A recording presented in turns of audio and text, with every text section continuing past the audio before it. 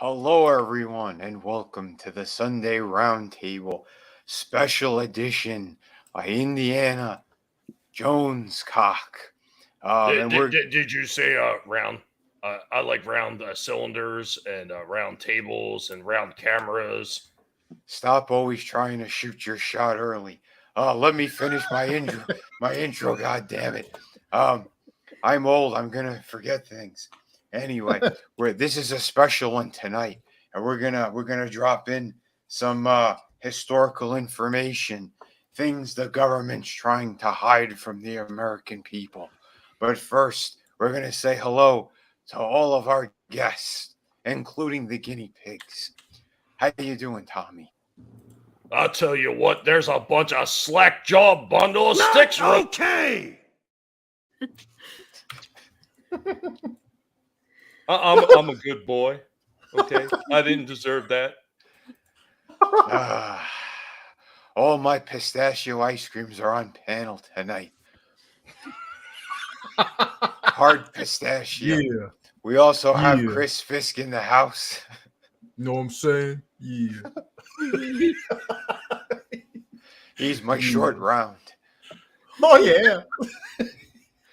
Stop eating, God. dog, and say hello to everyone. Oh, Jesus Christ. How do you gonna say, oh? Where's my pedal car? Oh, shit. The rickshaw? God damn. Man. Tonight, Indiana Jonescock, Big. We're going to have fun tonight. We don't care. This is just how we roll.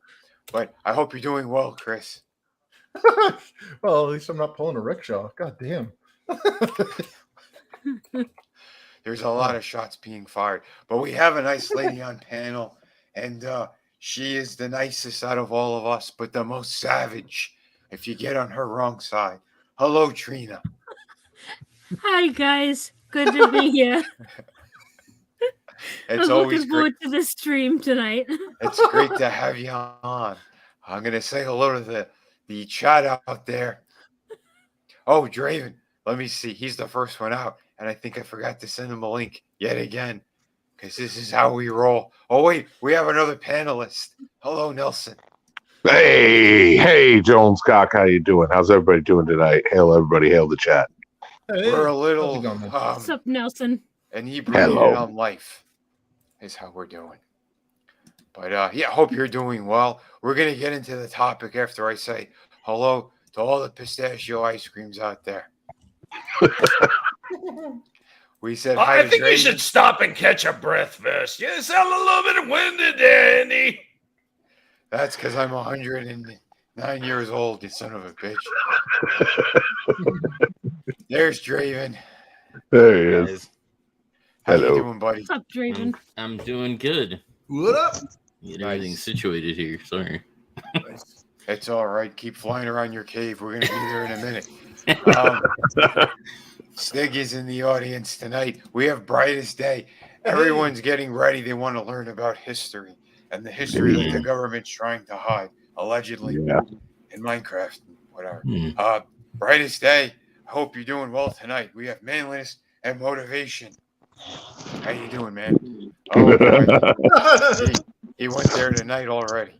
We have Lion Rat in the house. King of Squibs. Someone needs a lozenge, and it ain't just me. I'll go get one. Conquest Comics is in the house. Hello, hello. Get ready to learn. Get educated on, well, we're going to be talking about the Grand Canyon and what was found there like over 100 years ago. It's going to be glorious. Frankie Nose is in the house. I'm getting dizzy. Felix, how you doing, buddy? Get ready. It's going to be a fun one. Samba Go-Go. He's a dancing. What up? Go-Go music. I don't know. Speaking of Grand Canyon, it sounded like somebody was sucking down their microphone like a slack jaw bundle of sticks. Whoa. There's no gay frogs here. Friggin' frog's gay.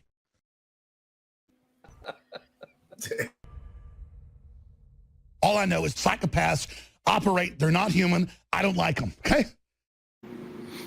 That's right. Sorry, Alex. It's all good. But the main topic tonight, there's a couple little topics we could hit, but let me present. Everyone stand back while I whip this out. Okay, so this was kind of amazing, this story.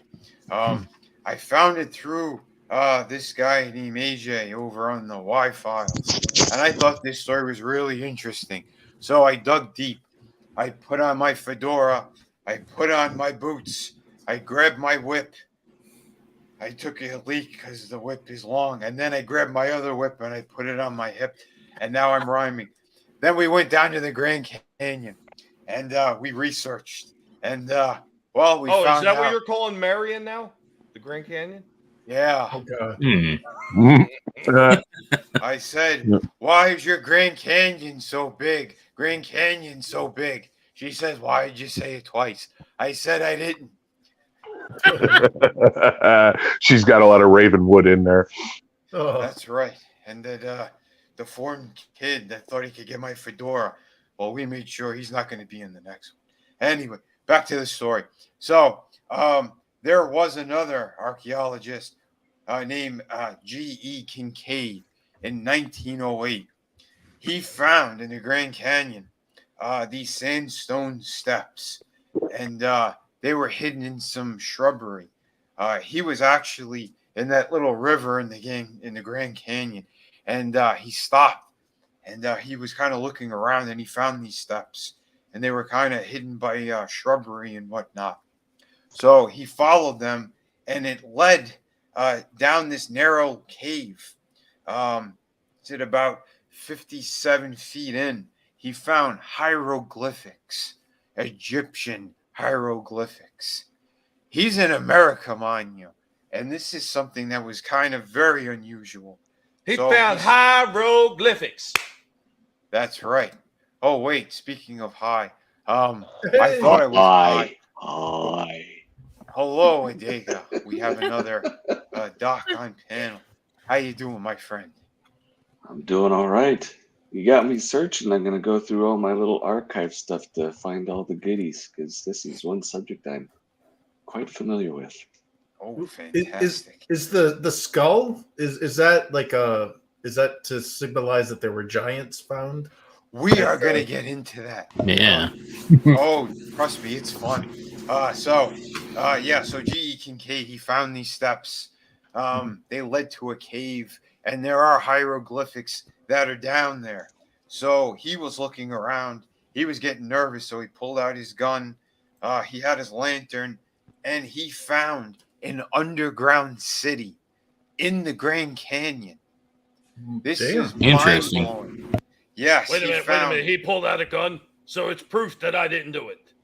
No, well, he pulled out a gun not to shoot somebody who was going to make a documentary exposing Hollywood. He pulled out his gun because he was nervous. He didn't know what else was down there. So totally different subject, Alec. You should be behind bars, you murderous piece of... Anyway, so back to the story.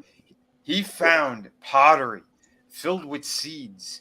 He found living areas down there.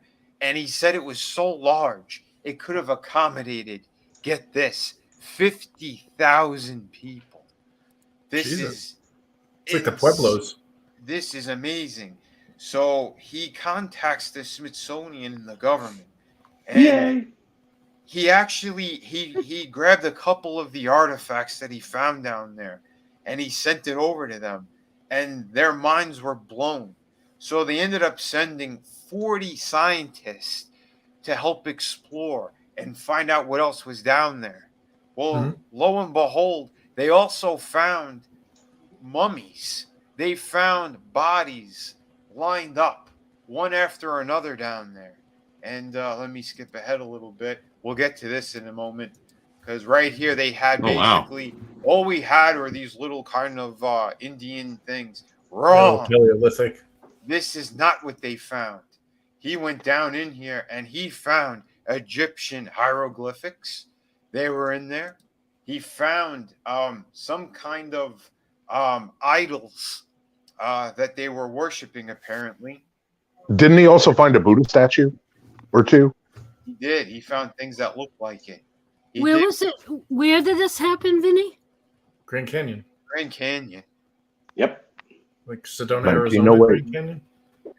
Wow. Think of the places that the government no longer allows the public to go to, whether they're hiking or not. That is Right. where. Well, this is great. This was glorious with this story kind of, unfolds. So they had these bodies all lined up all over the place. And Oh, God. upon further investigation, they found that they were all male.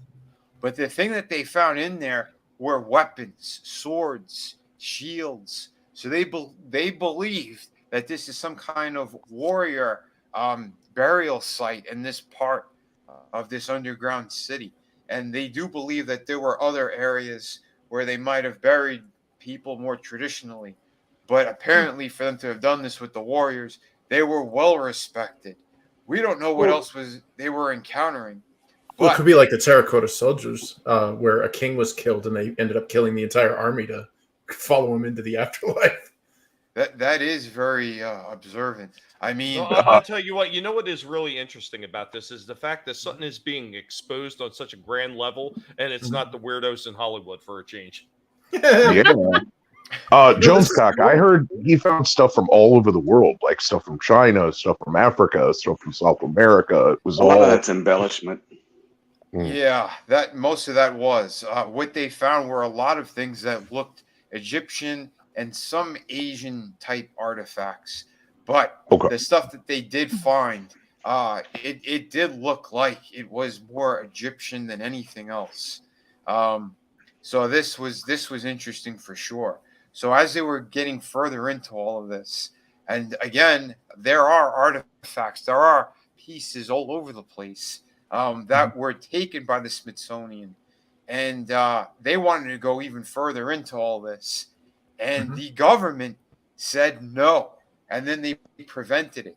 But get this, this man G.E. Kincaid and his team of other scientists, they were documenting most of this. They were writing stories, and then they just vanished. The entire thing was closed down. Teddy Roosevelt declared that the Grand Canyon was off limits. Cover up. Yes, I would assume so. And then they made it a national park. They put a giant slab over the steps that led down there. And then the other entrance that they did find was completely sealed off. Metal enclosings, everything. You cannot get in there even if you tried. Even if you have a big whip, which I do. But anyway, yes, this was unbelievable. They found seeds, pottery. There was living areas. It was insane. Speaking of insane, I see we have garbage out there that needed to be blocked, so we block it because that's how we roll here. So anyway, getting back to the story, yeah, this was pretty amazing. So this, they said, this civilization that they found, this was long before the Indians got there. So this is pretty impressive. And Reminds me of like the collectors in Mass Effect, where they like stored each different race or whatever, and basically created an archive of everything. You That's know, what it Yeah. kind of reminds me of. this coincides with archaeological findings off the coast of Chile, where I can't remember if it was on the west coast or the east coast of Chile, but they found a remnants of either a pentaconter or some type of trireme style ship, which is Greek. And they found amphoras, and amphoras are those like clay jugs, those weird ones with like the pointy bottoms. And those are expressly Mediterranean. Like you're not going to find those out in the Pacific Ocean or way down near Magellan Strait or whatever. But, a lot of Egyptian stuff, like Egyptian isn't just a monolith. Like there's like 3 periods of it: the Old Kingdom, the New Kingdom, and then like Greek invasions. Yeah. And looking at that picture right there, I don't know enough because I'm not seeing it in entirety, but it looks almost like the votive statues of the Kuros or the Kure, which are like the almost like God, like they have these like votive statues that they do of men and women, and obviously those are all men, to act as like a place of worship. So maybe maybe it was like a post Greek invasion Egyptian ship or something that somehow made its way up a river, across the Atlantic Ocean, that somehow prior to like geological changes made its way into the river where the Grand Canyon is. Hey, Vinny, I sent you some images. The very first image I sent you recently, you might want to pull that up. It's going to give you, it's not talking specifically about this, but it'll help people understand why something like this showed up in the Grand Canyon. One sec. Yeah, because the Grand Canyon was fully flooded at one point. Those lines represents the water levels. Actually, it depends. It could also be, there's theories that it was a catastrophic event, not from a flood, but from an earthquake where it pushed up instead of went down. A lot of the mesas where you see the different sediment lines match what is down low, not above, indicating that there was no glacial tear, but a massive earthquake that caused this. Okay, but there had to be some excavations too. Not this that was one. It would be the one before that. I don't think that everything in the cave was just natural and then they put stuff in it. They probably had to excavate too. No, I'm not saying that at all. What I'm trying to say is that the formations of the canyon itself was catastrophic, according to a lot of the research that I've done. And the cave was built into the remnants of the catastrophe. It wasn't millions of years of a river tearing through. It was something that happened fairly quickly. Yeah, there's that theory of the diluvian. Like every civilization has a myth about, or a folklore story about the flood, and there's actually one about how the Grand Canyon was flooded violently by something. Is it really a myth at this point? Because they've already talked about where they found areas that were legitimately flooded. It's a myth in the way it's told. It's not a myth in its geological right. finding. Yeah, I get you, Chris. Yeah, Now, definitely. We know that there have been like it happened. We know that there have been different cycles on the Earth where there's been more water, in liquid form than ice form and whatnot. Well, and if G.E. Kincaid was right, and those structures do predate a lot of the Navajo and the Hopi and the other First Nation tribes in that area, still going back 10,000-15,000 years in the oral tradition of the Hopi and the Navajo, they said that 3 different times the ant and the snake people brought them into massive underground cities during a time of fire, a time of ice, and a time of water cataclysms that were pretty much destroying the earth above them, and they kept them safe in cities for anywhere from decades to 100 years, 200 years, and then they came back out. Now, again, that there's no way to scientifically prove that. It's just in their oral tradition. I just think it's interesting. Well, there's plenty other instances where they've actually looked at some of these really old sites, like was it Machu Picchu? Oh God, there was a couple of them, and they said when they've actually gone and tried to date these sites, that they're dating much further back than what the archaeological records are actually stating. So this is really nothing new. This is something that's just been swept under the rug by the mainstream historian and scientific communities that are doing all these excavations and doing explorations of them, because they just don't want to take that as a possibility, because that screws everything up that they built as far as the timeline is concerned. Yep, they don't want to rewrite their books. Yeah, there's a myth of the Moonite people in Native American lore that talks about possible early Europeans that made it to Northern America, and these could have been people that, like what we're seeing on the screen right now, where we're seeing representations from various disparate cultures. Well, Europeans were the masters of travel. I hate to say it, but they're the ones that got around. And there's possibility that's what we're seeing is either an offshoot of a human species like the Cro-Magnons and the Neanderthals, or maybe albinos. I don't know. Maybe it's aliens. Who knows? But like, I was going to say that doesn't look human. Yeah. Well, it does if it's a hat. It does if it's a hat. We do. Okay, have, I get it. We do have some interesting things we're going to talk about on that front as well. But first, we do have another guest here. We have Monotony. How you doing, pal? I'm good. Hope everyone else is doing well. And yeah, Graham Hancock talks about this. It's the same as any other science. Like, these people make this their life's work, that humanity started on this date, to go this far back, this happened, that happened, and then they're disproven, and instead of doing what's right in the name of science or mankind or history, they just want to stick to what they've been working on their whole life. And Well, they want to reaffirm their research. It sets humanity back. It really sets humanity back. It's like, let's just keep it real, guys. You ain't gotta. Well, look at our calendar.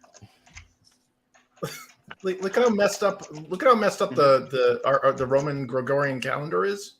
Like, you know that whole calendar was all swapped out. Like, none of those months make sense anymore. Why do you call the 10th month of the year? Why do we call it October? Oh yeah, because the months have been changed. Yeah, it was all messed up. So if something as trivial as months have been all messed up, could you imagine how many years we've probably lost from all these reconfigurations of calendars? Well, I mean, does anyone really believe that we're in the year 2000 something? Yeah, exactly. I mean, it's just the aliens brought us here on your mother's back. No. They just altered us. What we need to really be aware of is when the ships are coming, because at any moment, Adama and the fleet are going to arrive from their long voyage of being chased by the Cylons. Oh man, I don't think we could handle the Cylons, everybody. We're gonna get back to the doc because he. That's what we have Bladecock for. We have him to take out the Cylons. That's right. But right now, I'm wearing my fedora, so I am Jonescock tonight, you sons of bitches. Let's get back to the topic.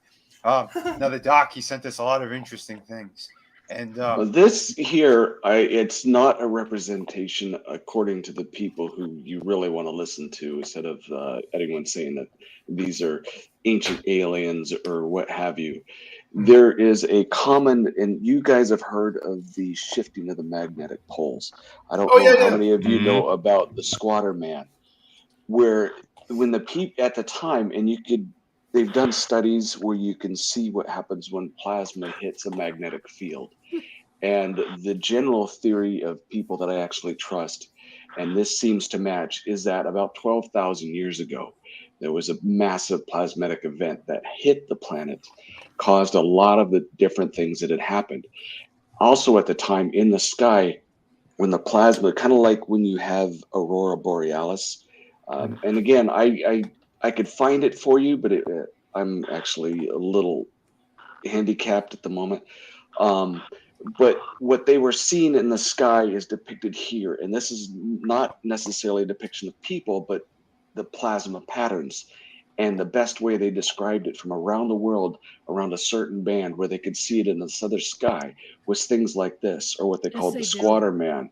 And this is how they remembered why people went underground, to avoid all the events like you had mentioned, the heat, the bright sun, the traumatic skies, was to avoid the event that had happened at this time. Like at Taranguyu. There are theories that and there are evidences of it, which I can't pull up at the moment. I don't know if I believe it yet, but at the time that Saturn had kind of done like a micronova, not a sunburst, but it blew off plasma.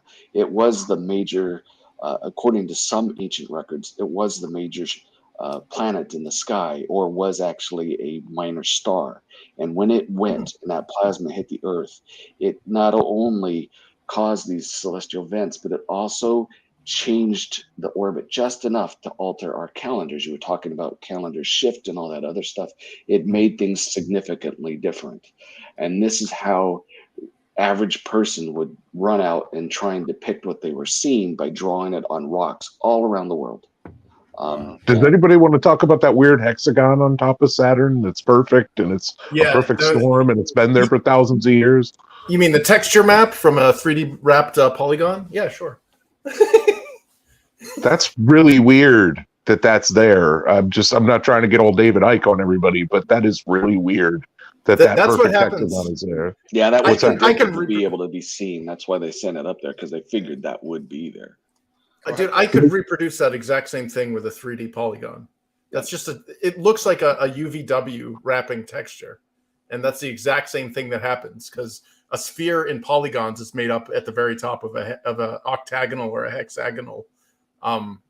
Like, you know what I mean? Like you unravel basically like an orange peel, and then you put an image around it, and then you like put the orange peel back on the orange, and that's what happens to a texture. So I saw that, and they're like, "Oh, there's all these," and I'm like, I don't know, man. Like I could reproduce that really easily. Right. And I don't know if one of you wants to look it up. You can, but look up the Plasma and Squatterman event, and it will show you actual reproductions of things that are very similar to this, and some of them identical. Some of the Squatterman things, where the plasma field does make an exact image, and these people were just drawing it down. Well, yeah, Vinny. Yeah, throw me on full screen for just a minute. We got Liam in the house. What's up, buddy? Look at there they are.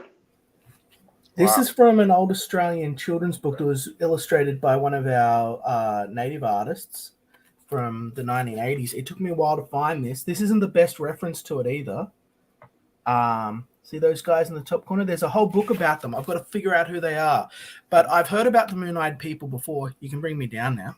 But I've heard about the Moon-Eyed People before.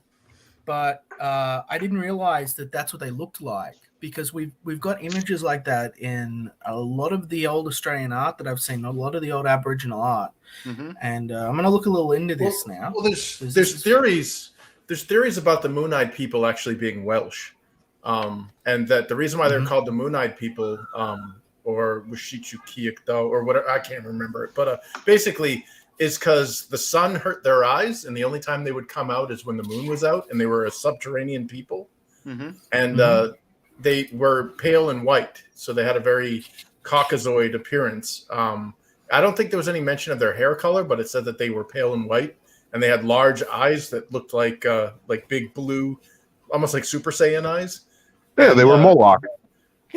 Well, it said that they sounds like white privilege to me. Well, no, there's stories of how other because like the whole myth about like primitive utopia is garbage. You know, like this idea that the evil Europeans came in and like everything was fine until the Europeans came in and screwed up everything.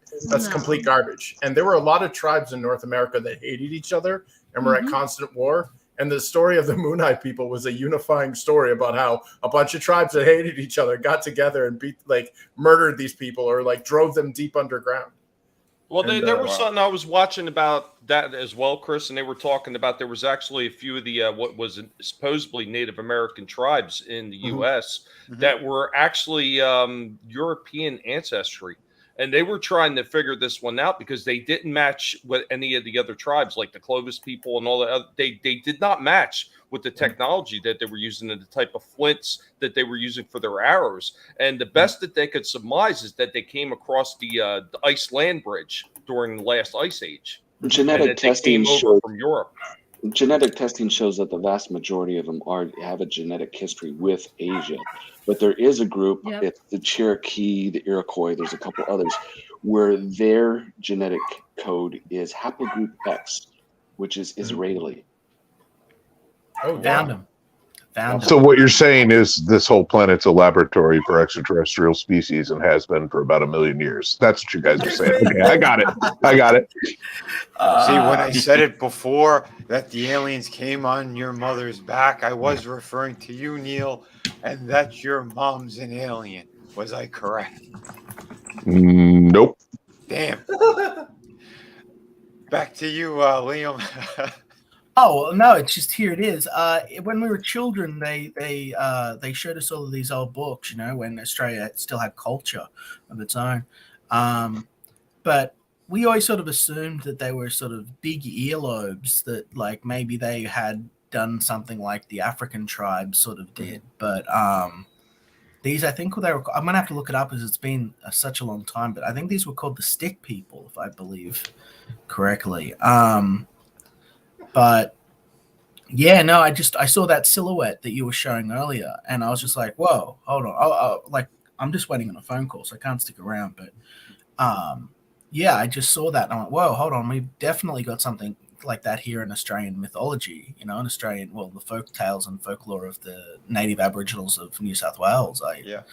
I've worked with them quite extensively in outreach groups and stuff growing up. I grew up in Aboriginal communities, and I recognized it. I was like, so yeah, no, it's wild, just wild stuff. I've got nothing really profound to say. I just thought I'd bring that. Well, there are a few other things to bring up because with everything that's been going on with this story and this situation, the Native Americans in the Grand Canyon around the area, they also confirm stories of rather large people. The Rephaim. You got 2 more images that I sent you about that as well. Oh yeah. I'm trying to. I love Concade's name. Hey, I'm definitely gonna name a character in this Innoverse after Concade. I've thought about this from before you even brought it up, Vinny. I was thinking about 2 months before. I don't know who he's gonna be, but I love the name.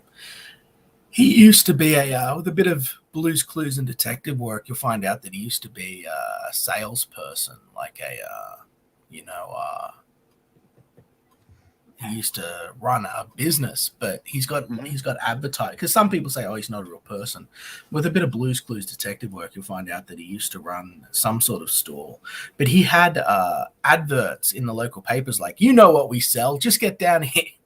And it's like, we don't. It's hundreds of years later. We have no idea what the hell you sold, man. Oh man! But never go full Rama. Yeah, Doc, tell us what this is. That's just evidence of high machinery skills. That isn't necessarily the one that I was thinking of, though, because there's lots of these, and you could see on the right edge where there's erosion patterns. There have been discoveries in North America where they have humans, their fossilized footprints side by side with brachiosauruses, and modern archaeologists who don't like that story have been trying to break them up, but they're there. You can still find them. There's also all kinds of stone carvings and things, but that's not necessarily what I wanted to get. It was the 2 that followed that. I'm sorry, I sent you a few, and hold on. Again, this is something that it was Aliens this guy. big. $5 foot long. It's not Jared. You guys can make fun of him, but at the beginning of the last con he did, he told he said, if anybody in this audience is a flat earther, there's the door, and then he kept talking about what he was talking about. So you got to give him props for that. Hell yeah! Well, that's because flat Earth is a psyop. It's not a real thing. Nobody believes. Yeah, it's stupid. Right. It's designed to gaslight people so that anytime any conspiracy is brought up, they go, "Oh, you're like a flat earther," and you get lumped into that group. This is more of the Squatter Man stuff. On the upper left corner is the actual or as close. If you actually did the plasma study, that's what the plasma hitting the atmosphere would look like. You can do that in a lab, and everything else is a drawing duplicating that with what they saw in the sky. It looks like an Irish sword. Yeah, it kind of does, but it's around the world. You can see those are drawings all over the place. But no, you can see kind of vaguely in the background behind that, there is a jawbone, and then there is a big stone that the guy has. Yeah, hold on one sec. This is stuff that anybody could find. They haven't scrubbed it enough. That is a giant's jawbone as compared to what a standard human one is. There are so many different examples of giants ranging in North America from 6'4" up to 12 to 15 feet tall. There are writings from the 1800s when the people started coming across the plains, digging up some of these mounds where they were finding these men, women, and children of enormous size. They found bronze breastplates. They found bronze steel swords, helmets. At first, they thought there was a Roman group that had come through because they were finding all these helmets. But all of this, everything that I'm talking about, shows that there were once upon a time not only giants, but various other types of humans of various different shapes and sizes, head shapes. We all existed, and well, it's like it was Goliath. a common. Yeah, there was a common Philistines. Yeah. There was a common society that had fallen apart. I don't even want to get into the nubs with the megalithic stones, because that ties in to show that once upon a time it was one, kind of like what we are now. We all share TVs, we all share the internet. These people were very similar, but they had something that devastated them. And these giants have been literally buried and covered up by modern archaeologists, because they just don't want people to know that we had so many different species of humans way back then. A lot of them got wiped out too. Lovelock Cave, I think, in Lovelock, Colorado, there were some tribes that got together, and there were these tall, pale, red-haired giants that were eating everybody, and they smoked them. They got them in the cave. Oh, that's California. Okay, I'm sorry. Yeah. But yeah, so they basically suffocated them to death at the mouth of the cave, and then came in there and finished the job. And those are the Moonite people, dude.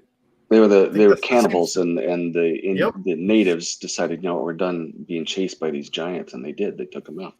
Yeah. Well, I mean, the thing is, like, if you look throughout history and through all different kinds of cultures and even all different types of religions, they talk about giants. I mean, he mentioned, Goliath, but they also talk about the Nephilim.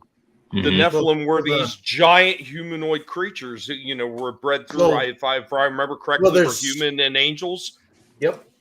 Well, there's more than that. I mean, you have that, and then you look at like the Greek. There's plenty of Greek tales where they talk about giants too. I mean, it's littered throughout history. When I was doing research for my book, like the Fovera of ancient Ireland, the Fomorians or whatever.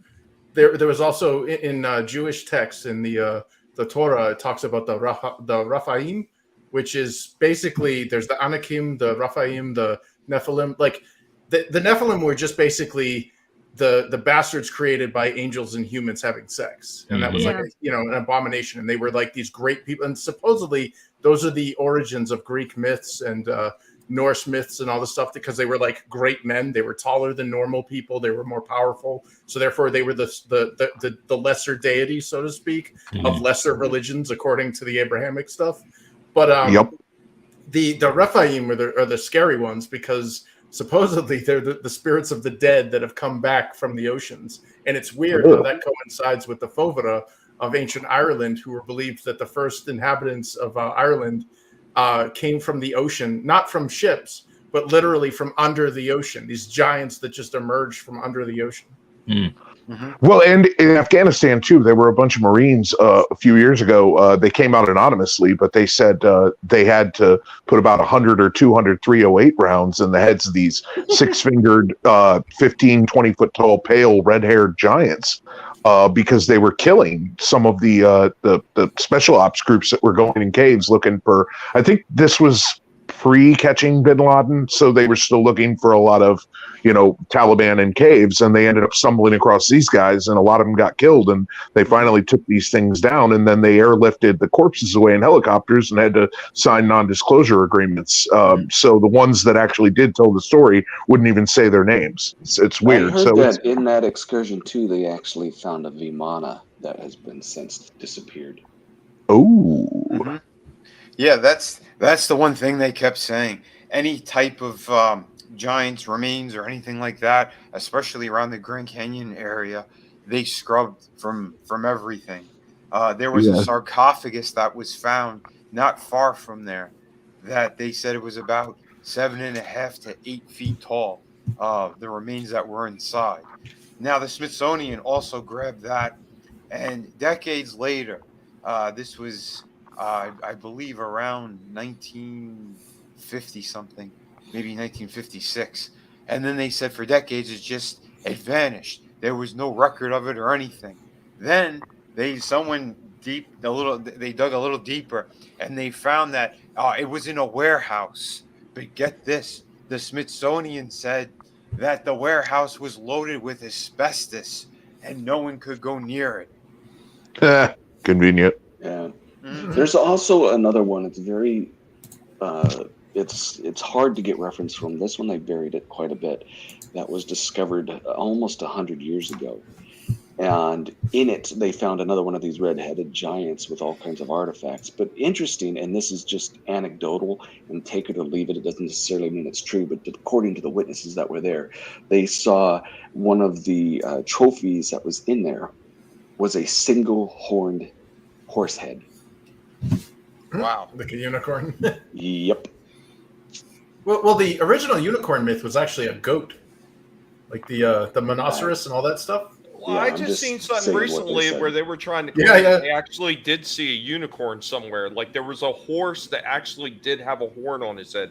I read an article just maybe 3 or 4 days ago about that, and I thought it was odd, but I didn't really put much stock into it. But it was like a mainstream article that popped up. Tommy, you know what that was? That was me doing a handstand, and it was my silhouette. Hey, aliens and the CIA get bored, and they make some weird Chimera stuff. So, well, yeah, because a unicorn has a lion's tail, the cloven hooves of a goat, and the horn of a narwhal, essentially. And it's a slightly smaller horse. And the scary thing about it is we got the Disney-fied myth when we were kids. But the myth of the unicorn is actually one to scare women into not being horse. Because wait a minute. It'll approach women out in the wilderness or whatever, like village women or whatever, and it will rest its head in her lap. And if she's not a virgin, then it'll kill her. It'll stab her with a horn. So there's unicorns spoken of in the Bible, and those are described as beasts of burden. Well, here's the thing is I worked with a college professor up in Plymouth. She wrote a big paper on the world's oldest world map, the Mappa Mundi in Hereford, England. And one of the badass things about that map is it had a kind of like a bestiary around it. Basically, it was a map, and it showed, these things exist in these areas, and there's all sorts of weird shit in it. And they list the monoceros, aka the unicorn, in there, and it's actually they see it as a rhino, that's like the so there's that as well, there's a bunch of animals that we don't know, because there's multiple cultural things that reference them, like a Yale. A Yale is an animal that I got it in my storybook, but it's an animal that it's a mythical beast that has these horns that can change directions, kind of like the way that an ear on a cat can move.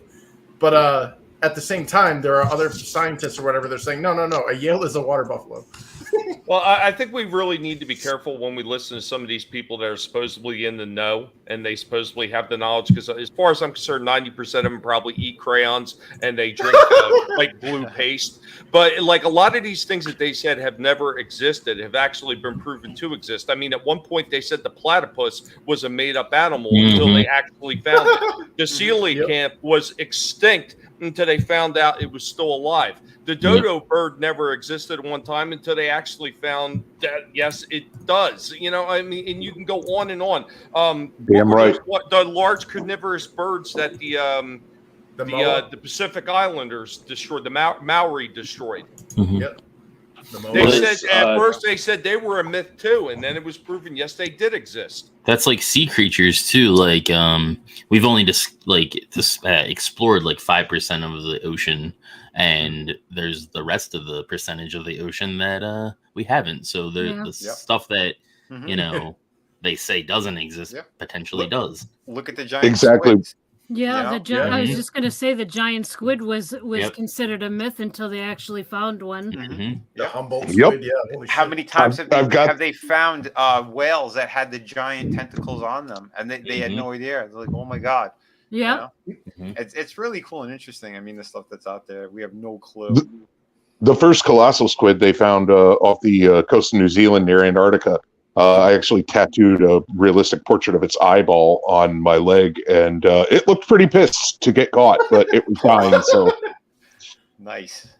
There's some real solid evidence about giants kind of sticking to the same thing. There's that one other picture. A guy has his hand on a stone, but if you wanted to find that, you don't have to, but if you did, in northern Michigan, a lot of people know about the copper mines. They were used by a lot of the Native Americans. But there were some of these mines that were used in such a massive scale that they've covered it up. And they found these things, and the stone that I was, Vinny has an image of it.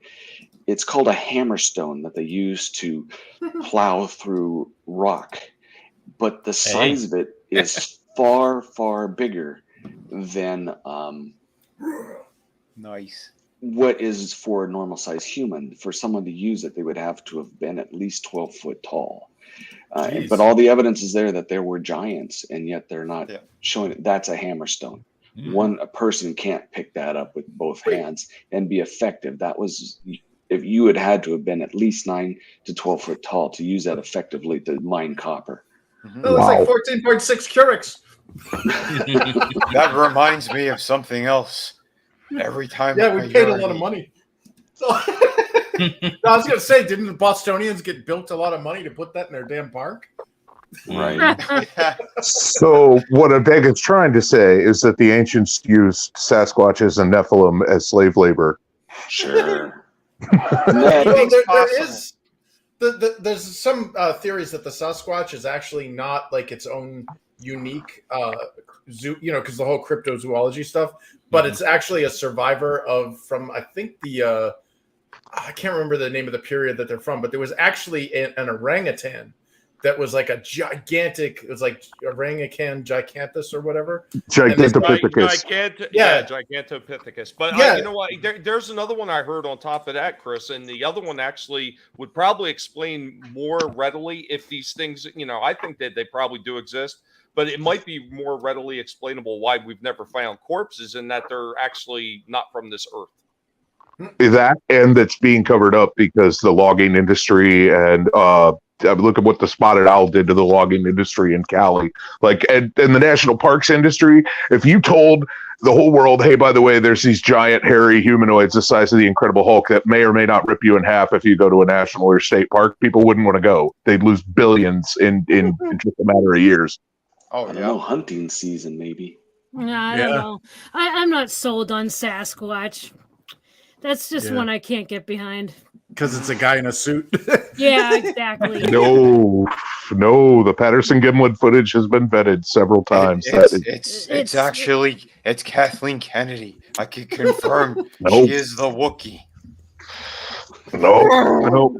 Watch Thinker Thunker's videos on it. The body proportions are not human. His name is Thinker Thunker. He does measurements for an aeronautics company. He specializes in measurements. If you watch his videos, you could see what his degree is, but he makes a pretty good case that is not a guy. There was somebody else, Nelson, that made a very good case, and he was somebody who was very fluent in the understanding of animal locomotion. Dr. Jeff Meldrum from the University of Idaho. The way that thing moved, and he said if you actually study that film frame by frame, you can actually see anatomical movement of muscles and everything in places that you shouldn't see if it was a suit. Yep. just I'm not saying I know it's real. I'm just, me and Tommy are just saying have an open mind. Have an open mind. Don't write it off just yet. Okay, we're not talking about monkey men on this one. We're talking about giants and hieroglyphics in America. This is all speculation, but if you want facts, look at manliness and motivation at 659. That's the only confirmed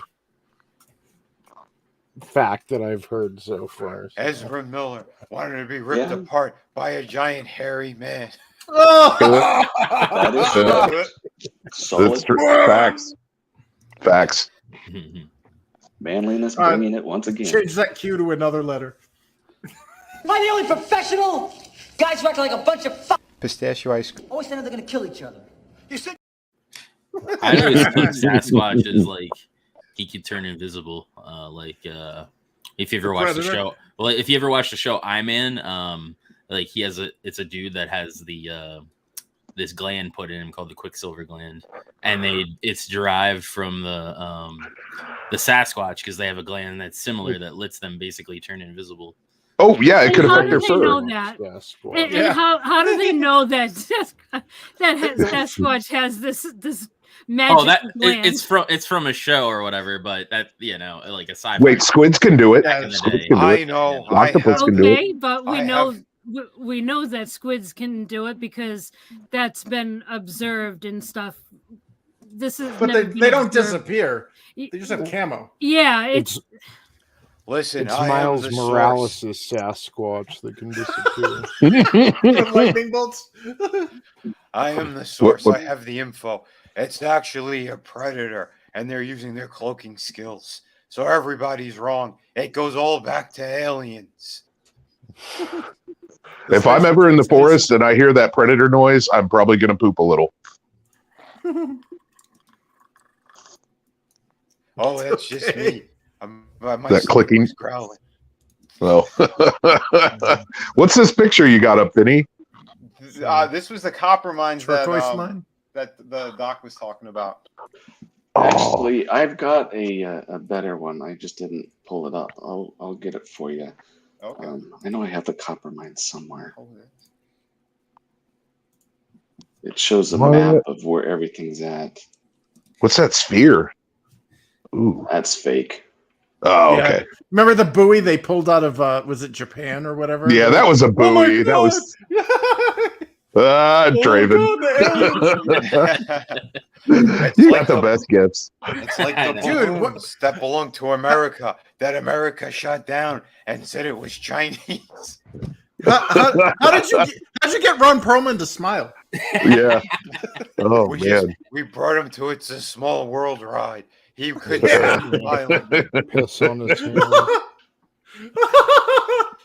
So, what does everybody think? Do you guys think that there were giants at one point? There might still be, whether they're hairy guys or not, or just pale red-haired people, or Nephilim.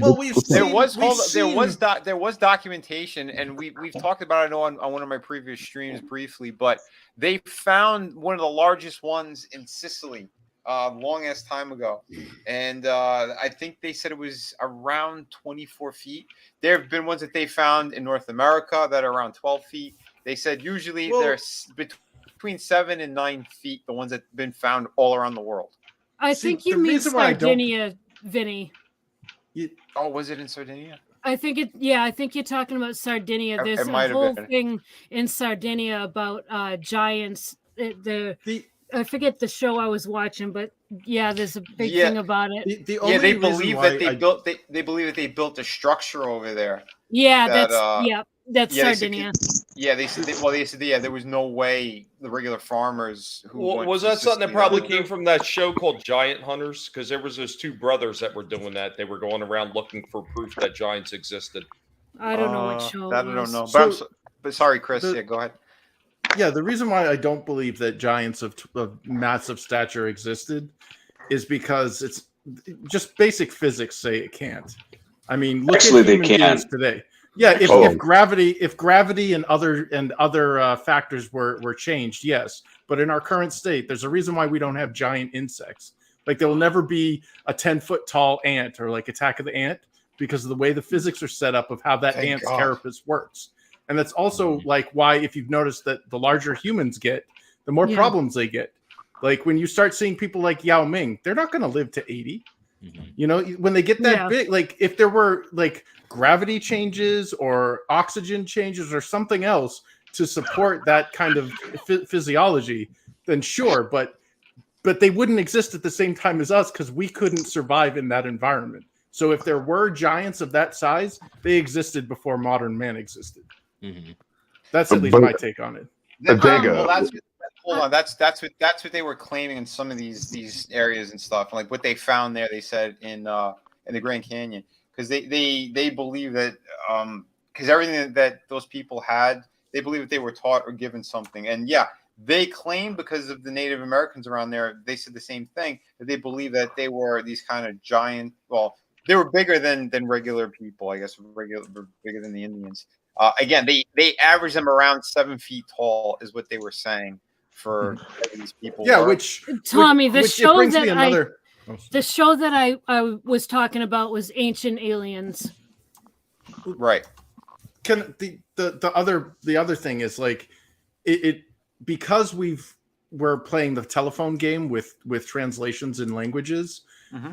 We can't even get basic facts right from the Renaissance.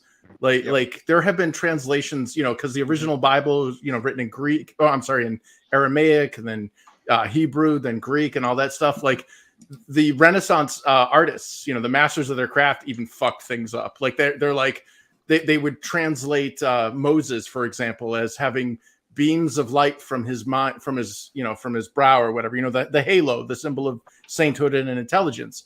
Well, there were mistranslations, and there are statues with Moses having horns, because the translation thought that it was a horn that was coming out of his head. Okay, but sorry. Yeah, but like, if that type of shit is getting fucked up, there's to say, like, when somebody is like for example, the Raphaim, the original in the Torah talking about the giants. Well, Raphaim also means the dead. So there's this weird kind of disconnect where you have you have to think about like words can be misconstrued, or when they say this was a great man, this was a man taller than or greater than others. Well, great also means tall. You know what I mean? Like in some languages, and they could misconstrue somebody that's just a better, like a superior royal blood person or whatever to the malnourished little underlings as somebody that's like 30 feet tall. Like the way that certain stories in our folklore say that people live to like 300 years old or 500 years old. It's like, were those true translations, or was it like they only lived to like 90? You know what I mean? Like Methuselah in the Bible. Yeah, exactly. Yeah. Like, well, the only thing is that refutes that is that we actually do have found skeletons of giants, but we have them today too. Yeah, I was going to say that I don't think there was like races of them like that we were populated by giants. There was probably like some people that were a giant. Like, I mean, we had Andre the Giant, right? Yep. Will Chamberlain. Yeah. Actually, what would the problem with that is those all have physical deformities that are able to be traced, whether on their skeleton or organs or what have you. Some of these ancient skeletal finds do not have those.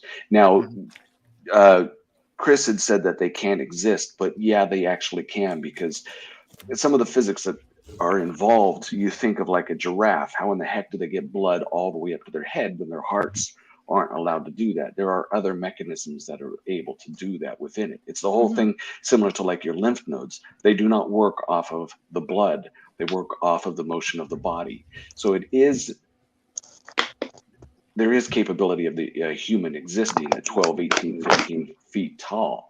Going much taller than that. See some of these images where they're showing like these 30 foot, 40 foot. Those are all fake. Those are all fake. Every single one of them.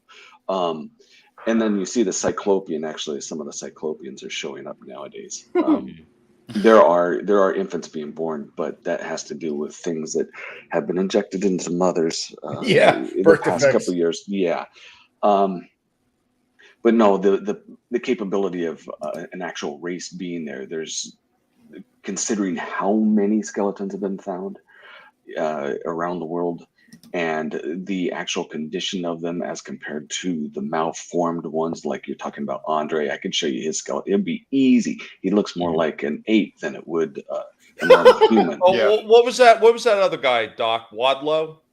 Yeah, he was like 7'6" or something. Yeah, like and that was a pituitary issue Yep. where the body's designed to shut off its growth patterns at a certain point, and his kept the growth pattern going, and he died of a scratch on the ankle because his body wasn't designed to be that tall. Where if there's certain modifications where the nervous system was more adapted properly to it, it wouldn't be an issue at all. So and again, there's enough evidence to show that. Well, I mean, do you think there'd also need to be anatomical changes? Like your tendon tensility would need to change. Yeah, there'd have to be a lot of changes. But you'd have different organs too. Yeah, you know, like not necessarily different organs, but the way the vascular system would be slightly varied, or it would still be a human. There are skeletons all over, and you guys have seen it, and it's not modification, it is actual birth, where they have elongated skulls. The blood volume in the head would be massive. All I'm saying is that I think over the epoch of human existence, we were not just distinguished by one had thin eyes, one had dark skin, one had light skin, one had high cheekbones, and the other. I'm thinking that we had different shaped skulls. We had all kinds of various different things.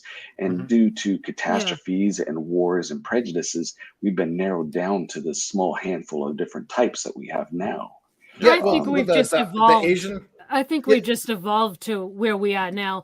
I think that we know we looked a lot different in the past. I mean, from what the humans that the Homo sapiens and whatnot that we descended from, we know that we looked different. So I just don't know about a whole race of giants, but I do believe that we definitely, there were differences. I mean, animals were bigger, so it stands to reason that we were bigger too. Well, here's the thing. So the Asian eyes that you had mentioned, Adega, like that's a birth defect. That all babies, all fetuses have that. That's your epicanthic fold or whatever. That's not a birth defect. That's an actual adaptation. Yeah, no, it's a birth defect from the original. I think it was Genghis Khan or one of those, the Mongol leaders or whatever, that basically bred a civilization. Like he those people inherited that gene, and that's how they got that. There's no reason for that adaptation. Like there is. I can explain it. I can explain it. So so early in the way that Asians with the slanted eyes that we know, how they got that way was because of the way the sunlight reflected on the snow, and they would squint their eyes a lot, and over a lot of time they ended up adapting that way. That mean that's a hypothesis, though. Both of those are a hypothesis. There are no facts. Well, the reason why either. The reason why I say this is because all babies have that epicanthic fold when they're in development. Like every baby, if you were to look at a fetus during its various stages of development, have that. Like it's basically the missing upper eyelid, as they call it. The only reason why I even know all this crap is because I'm Asian. They're like, how come you don't have the full? I'm like, because I got there's the also stuff. Down syndrome, and that's why they have that distinguished look. Is that they get called mongoloids? Yeah, it doesn't vary out when they develop, where the vast majority of the people does, and it doesn't necessarily mean it's a birth defect. It's a birth trait. Because you can, it's a birth trait. Because if you look, and I don't care what people say, this is true. If you look at the skeleton of a Black person versus an Anglo person or a white person, there's a lot of there differences. are massive differences. The two big ones is on the spine, right at the base or throughout the neck, In a white person, the spine bifurcates, where you feel the bumps along your spine. Well, in the neck of a white person, it's actually 2 because it splits coming away from the spine. Where on a black person, it's solid. Also, and this is a reason why they are far more white swimmers than black swimmers. Their bone density, the black, is much heavier, and their bones are actually stronger, but it makes them less buoyant in water. It is more difficult for them to swim. But it's not necessarily a genetic defect as it is. It's just a different variant. Yeah, it's a birth trait. It's an inherited trait. It's an adaptation. Okay, so there's actually 3. There are 3. I don't know if you would call them races on Earth, but whatever. There's Asian, because you can compare the skulls. There's Asians, there's Caucasoid, and then there's the African skulls. They're actually different. Yes. Yep. So we've adapted to different regions of the world. Yeah, well, the only problem with the adaptation, and don't get me wrong, because there could be a possibility, but the only problem is, and this is the same thing that goes with the evolutionary theory. In truth, there are no intermediary forms. They have never been found, regardless of what people tell you. The missing link, is that what you're talking about? Yeah, because they go back to the Cro-Mag skulls and all these things that they say, and you can take those fragments and assemble them any way you want. Well, the reason why you won't find a missing link is because adaptation / evolution happens on a grand scale. You won't observe a missing link because it's not that cut and dry. Like something doesn't hop from A to B. It gradually over a long period of time happens. There is really there's no missing link. It just sorry. Go ahead. No, I was just going to say, but if you take into consideration that you like our ancient civilizations weren't built by nice people, and you look at for the Greek, for example, the Greeks, okay?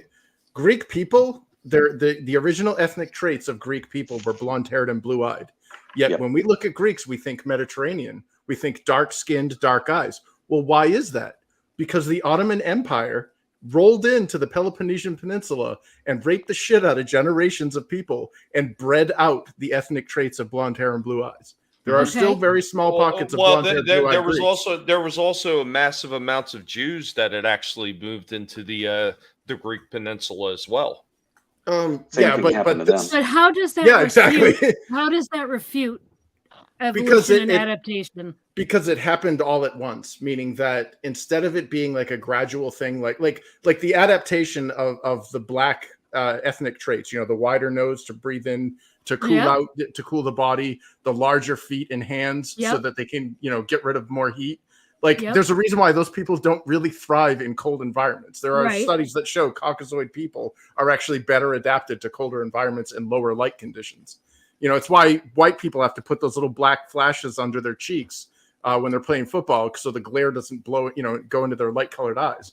But those are adaptations that have happened over, periods of time. But when looking at going back to the Greeks or the Mongoloid eyes or whatever, it could, and again, this is a theoretical thing. I'm not saying this is what happened. I'm just saying this is a possibility, is that you have people in power.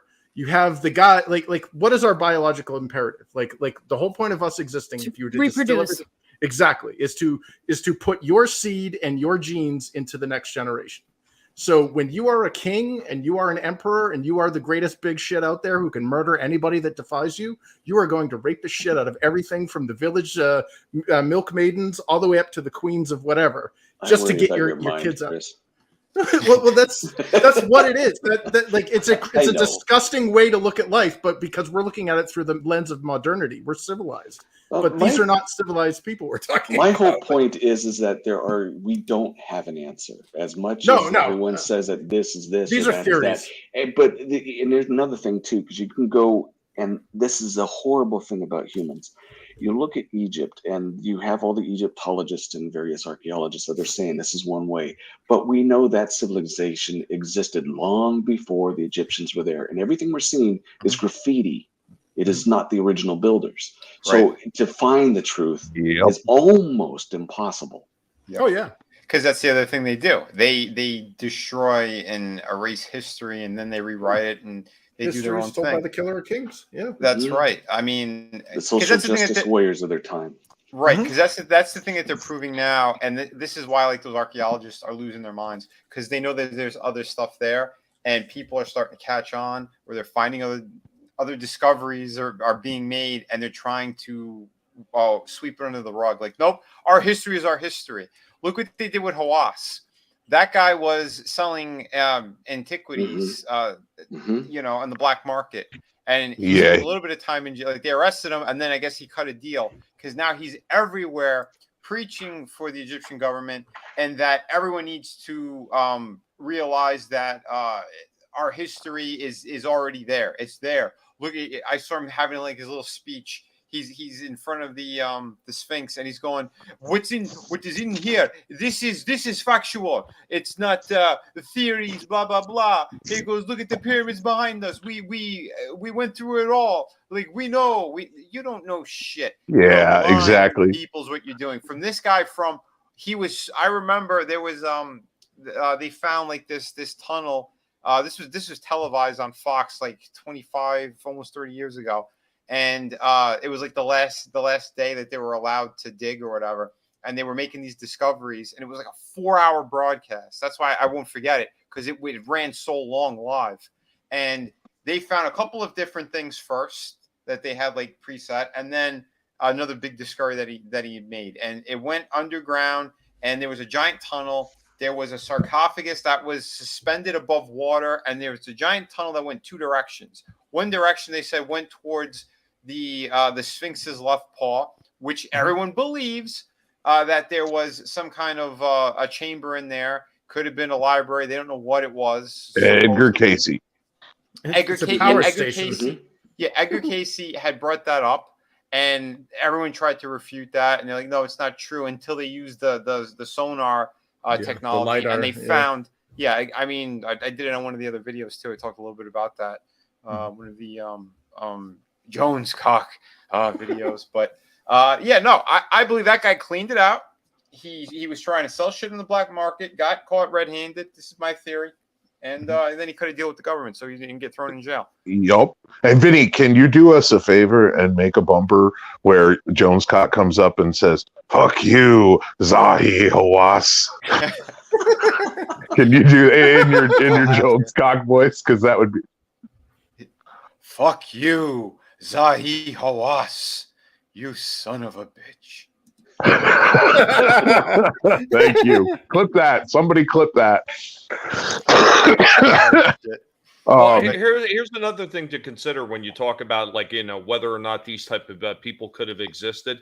You got to remember that the planet has gone through changes over the many years that we've been in existence, and how the creatures of the world were before, you know, the forestation was taken down, before the freaking meteorite hit the planet. Oh yeah.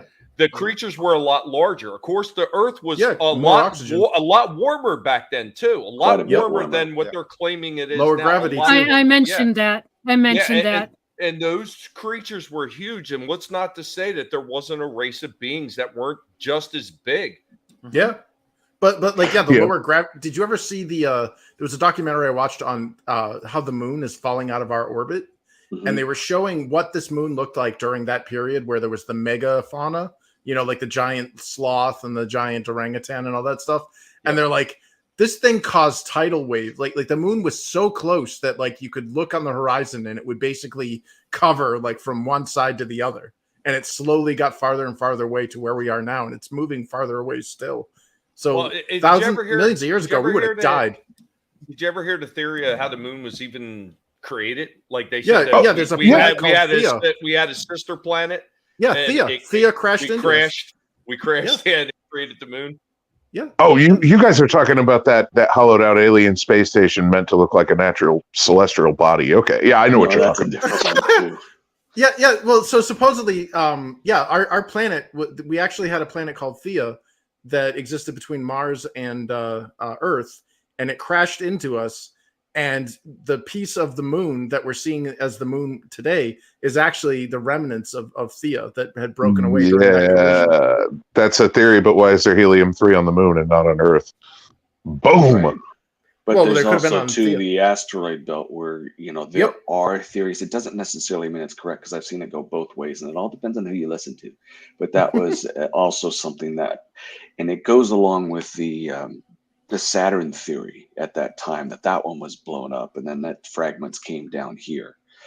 So it's all, we just don't know. The only way we could really know is that if we had a massive array of telescopes that we sent out several thousand light years away and all converged down on our area, and was able to look back in history that way to find out who was really right.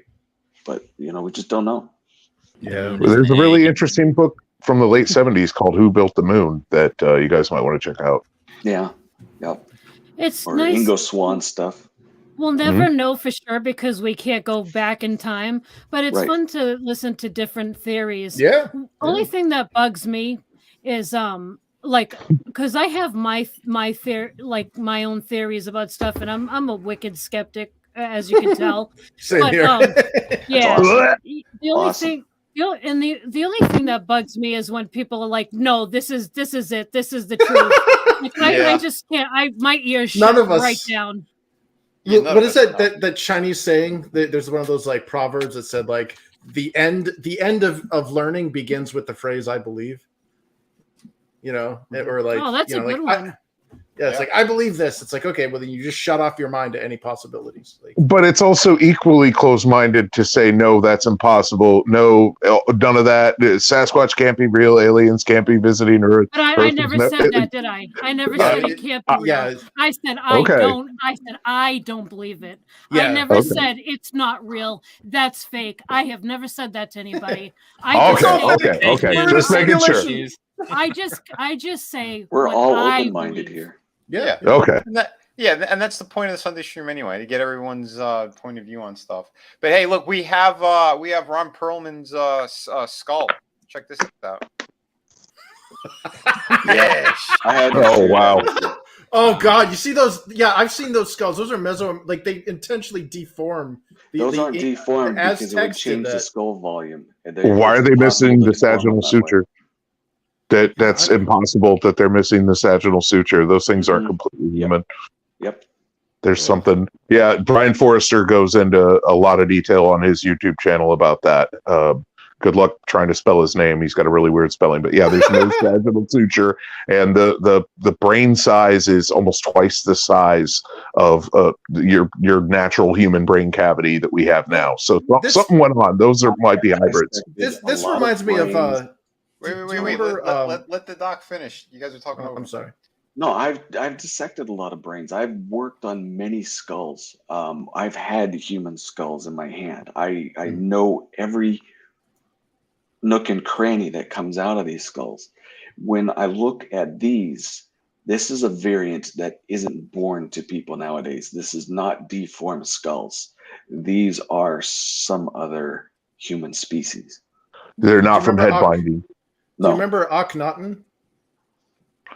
Yes, same idea. Yeah. Akhenaten had to go. I mean, he basically he said that he was the bridge between the Old Kingdom and the New Kingdom in Egypt, and he said that his god was not Ra and all that shit, and he actually believed in something called Aten, which was the sun god. And the entire art period and everything changed. It's Fetterman. Well, not only him, Chris, but Tutankhamun. Hey, Tutankhamun is actually Akhenaten and Nefertiti's son, and he was so messed up. That kid was so maybe it was what happened when an alien or whatever the hell was wrong with Akhenaten tried to breed with a human being. Yeah, became a flipper kid. We know those things are in Jersey and they're overweight. You could find them behind the pizzeria and the dumpsters. Oh God, Bad boy. Oh man, no, dude, Tutankhamun, when they excavated his corpse and did all sorts of autopsies, they're like, Jesus Christ, how did this thing even live? It was like that inbred You remember what was that? The Habsburg family there, that one, like the last of the Habsburg with the the super protruding. Yeah, well, I can't remember the name of it, but there's this one super inbred Habsburg kid that like he lived to like 20 something, and he like his dick was all black and shriveled up, and like he shit himself all the time, and he was like super tard, like da, da, da, and they're like, what the hell? Why? Sounds like me. But it was like if you were to excavate his corpse, you'd be like, what the hell is that? Jesus, Chris, you get one of these. Not okay. but like you did the same thing with Tutankhamun. Not okay. They did the same thing with Tutankhamun when they're like they found him. They like his ribs were all broke, so like theories are they got trampled by like he fell off a chariot or whatever. But like he had like a club foot and like his like he had like women's hips and it was a boy, so he had like the coccyx shape of a woman. It's non-binary. Yeah. That's really have eyes. Jesus. That looks like that floor chick, the grand juror chick from last week. Oh yeah. Oh shit. Oh, was that the one who was like, I'd love to interview Trump or make him solemnly swear or whatever? Yeah. You know, I got dismissed from jury for. Oh, I'm sorry. You're saying, Tony? No, I was just saying, that tweaker. Yeah. No, how is that even allowed to even be in the jury pool? Because I got dismissed for saying that I would do my best to overcome my bias against lawyers, and they're like, "Get the hell out!" Because like, she was handpicked. That's why. Yeah. If you just publicly admitted you have a bias to the entire international news, like you should be like, "You're out of there!" Like because Orange Man doesn't have rights. No, I only got sequestered to try to be part of one jury, and I got thrown out immediately because I had told them I have a bias against stupid people. Nice. Dude, yeah, it's crazy. So, Doc, what do you think about? All right, because there's 3 different heads we see here. So, what are your full thoughts on these? The one up, the 2 elongated skulls, there's not just everyone will focus on the skulls, but you look at the orbits or basically the eye sockets. Yeah. Those are also vastly different than the average person. They're much larger, spaced a little different. Some of the drawings and things where you see, these ancient theorists, they say, oh, we had aliens and stuff. These humans here had really large eyes, and it could have been the inspiration for a lot of those drawings. But again, like what Nelson had said, the actual anatomy of the bones, where there's sutures are basically where a baby, when you're born, the skull isn't complete so that it can squeeze through the birth canal. It allows it to almost like fold in certain areas. And as you grow, those areas that folded will separate out with breathing and crying and stuff, and then they form these suture lines or little squiggly lines that you see on the skull. And the ones on these are different than everybody else, and any of these elongated skulls are different than everybody else, meaning that there was a genetic difference between these. It's not something that was done by head binding. And they're from Peru, and they have red hair, dude. No, they're from all over the world. They're not just from Peru. They found them everywhere. Oh, but the Baracus ones are from Peru. Yeah, and they found red-headed ones in China too. Oh, you're right. You're right. Look at the back of the skull on the bottom left one. You can see where a normal skull would curve, and then it just bloated out. Like if it was like a naturally shaped thing, it would probably be more like a xenomorph and just be a smooth line. Like that looks like a birth defect. We didn't see that in life, so we don't know. No. It could be a birth defect, but the orbits aren't, and the orbits are fairly common with every single one of them. But like that back part, like just looking at that, like that you little see nook it curves that's back there, yeah. Like it looks like it where a normal skull would start to curve in. That could be from anything, though. You can't say that that's because you'll see certain people with certain head shapes, and mom would always lay them down on a certain side, or they never got out of their crib to crawl, and things malformed different ways. We don't know. Other than on this, the sutures are different.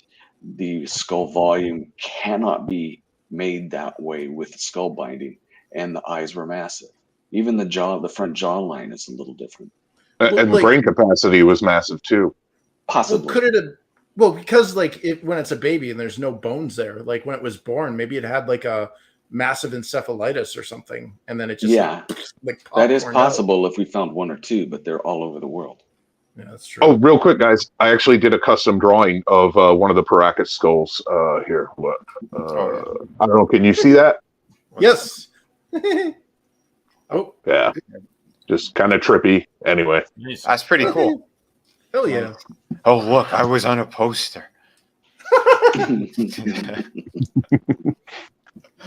But yeah, no, it is interesting stuff. I mean, that's why I love kind of just grabbing different topics and kind of jumping around. I was gonna do a full, Indiana Hanscock, whatever Jonescock video, but I'm like, you know what?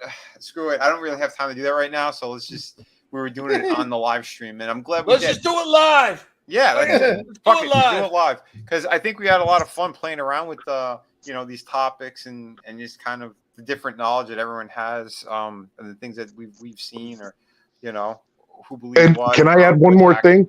Yeah. It was all right. So they broke down the human genome to the Chris and Trina and Dega broke it down to African, white, and Asian.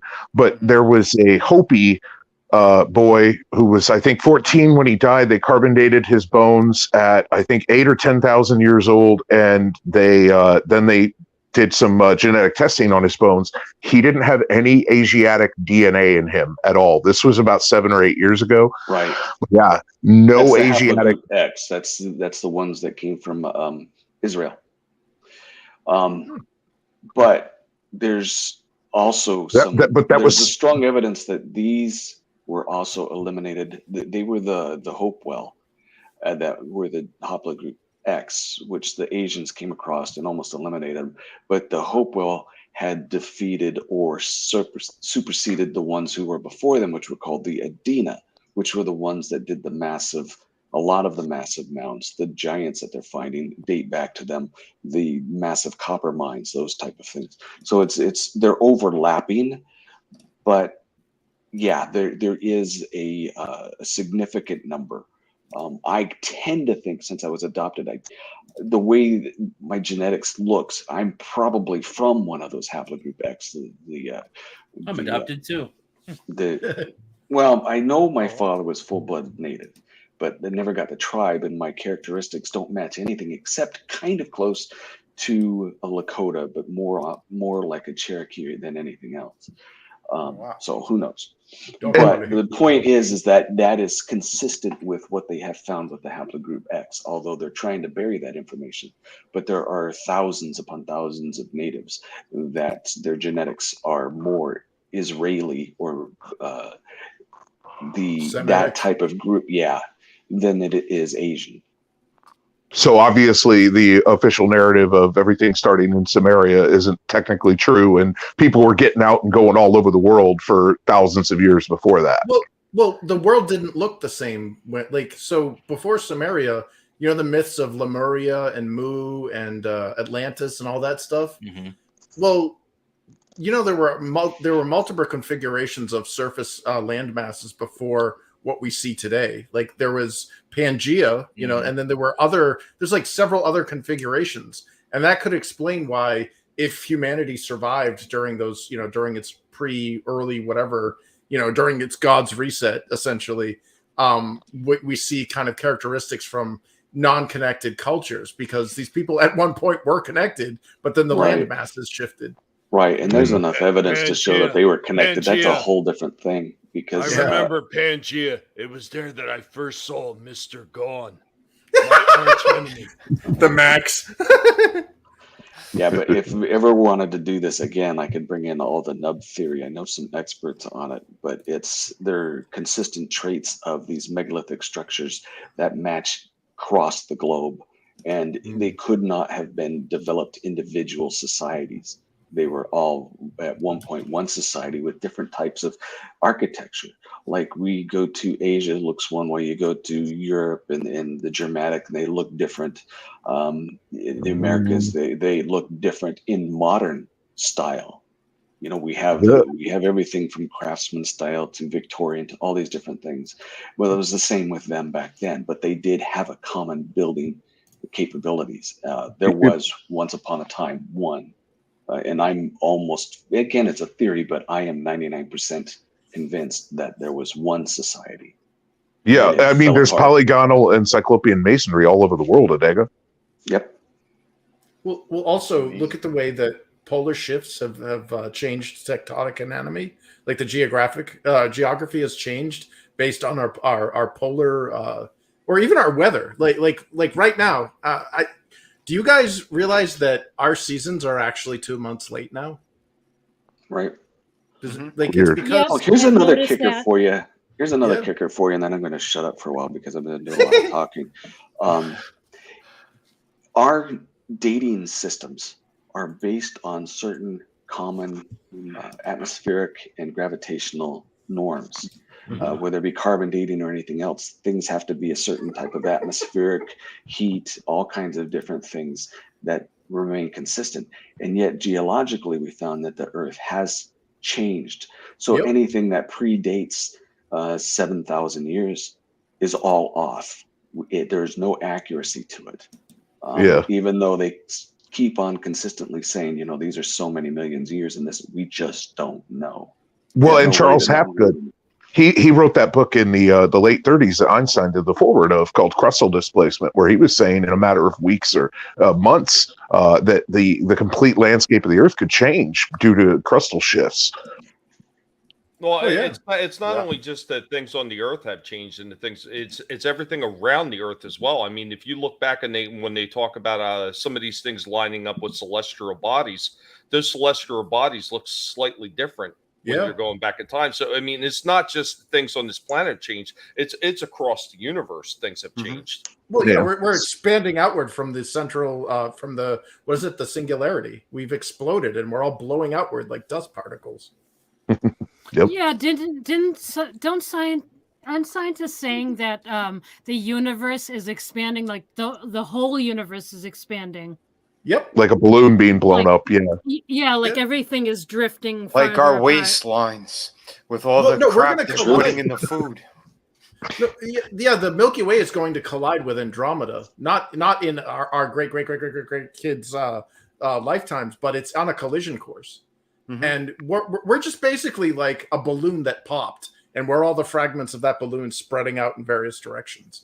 Again, there's a different theory on that too. I said, shut up, but the receding one, right? Because they're finding stars that pre-existed anything that would match that balloon theory or Big Bang theory, where everything's expanding out, where it doesn't match. The magnetic universe or the plasma universe model tends to be more accurate, but again, we don't know. Well, there was something else about that, and they came out with another research paper recently, and they were basically disproving the Big Bang theory. Well, you can't. Yeah, well, there's different theories about the origins of the universe. There's one we all knew and grew up hearing is the Big Bang theory. But have you ever heard of the Big Bounce theory? No, what's that? It's kind of similar. It's where you have the Big Bang and everything shoots out, and you have the universe as we know it now. And then the theory is that it's gonna come back, go into one point again, and then it will bounce out cyclical again. Well, there's a lot of funny you mention that, because that's how black holes are formed. When a star goes supernova, it actually implodes. And what if we're in a black hole? What I'm saying is, if that's how a black hole is formed and we can scientifically observe that, who's to say that the universe isn't just a bigger version of that? Right. It's like a toric, it's constantly pulling itself in and then pooping itself out. That's the bounce theory. That's all. I've never heard it called that, but that's awesome. It's like that what was it, that weird sea creature that turns itself inside out? The sea cucumber? Yeah. It like throws its organs at you. It's like, I'm scared, here's my liver. I like Stig's theory. It's the penis of the sea. Oh shit. Oh damn. We're turkey its life. Oh shit, that was great. Hey Tina. Hey. Frankie knows. Oh no! What did he put? My last girlfriend has a small bank theory about me, but that's for another time. No bank shaming. Yeah, the one Tina was talking about. That's that's down in South America. Is that the Aztecs or because it's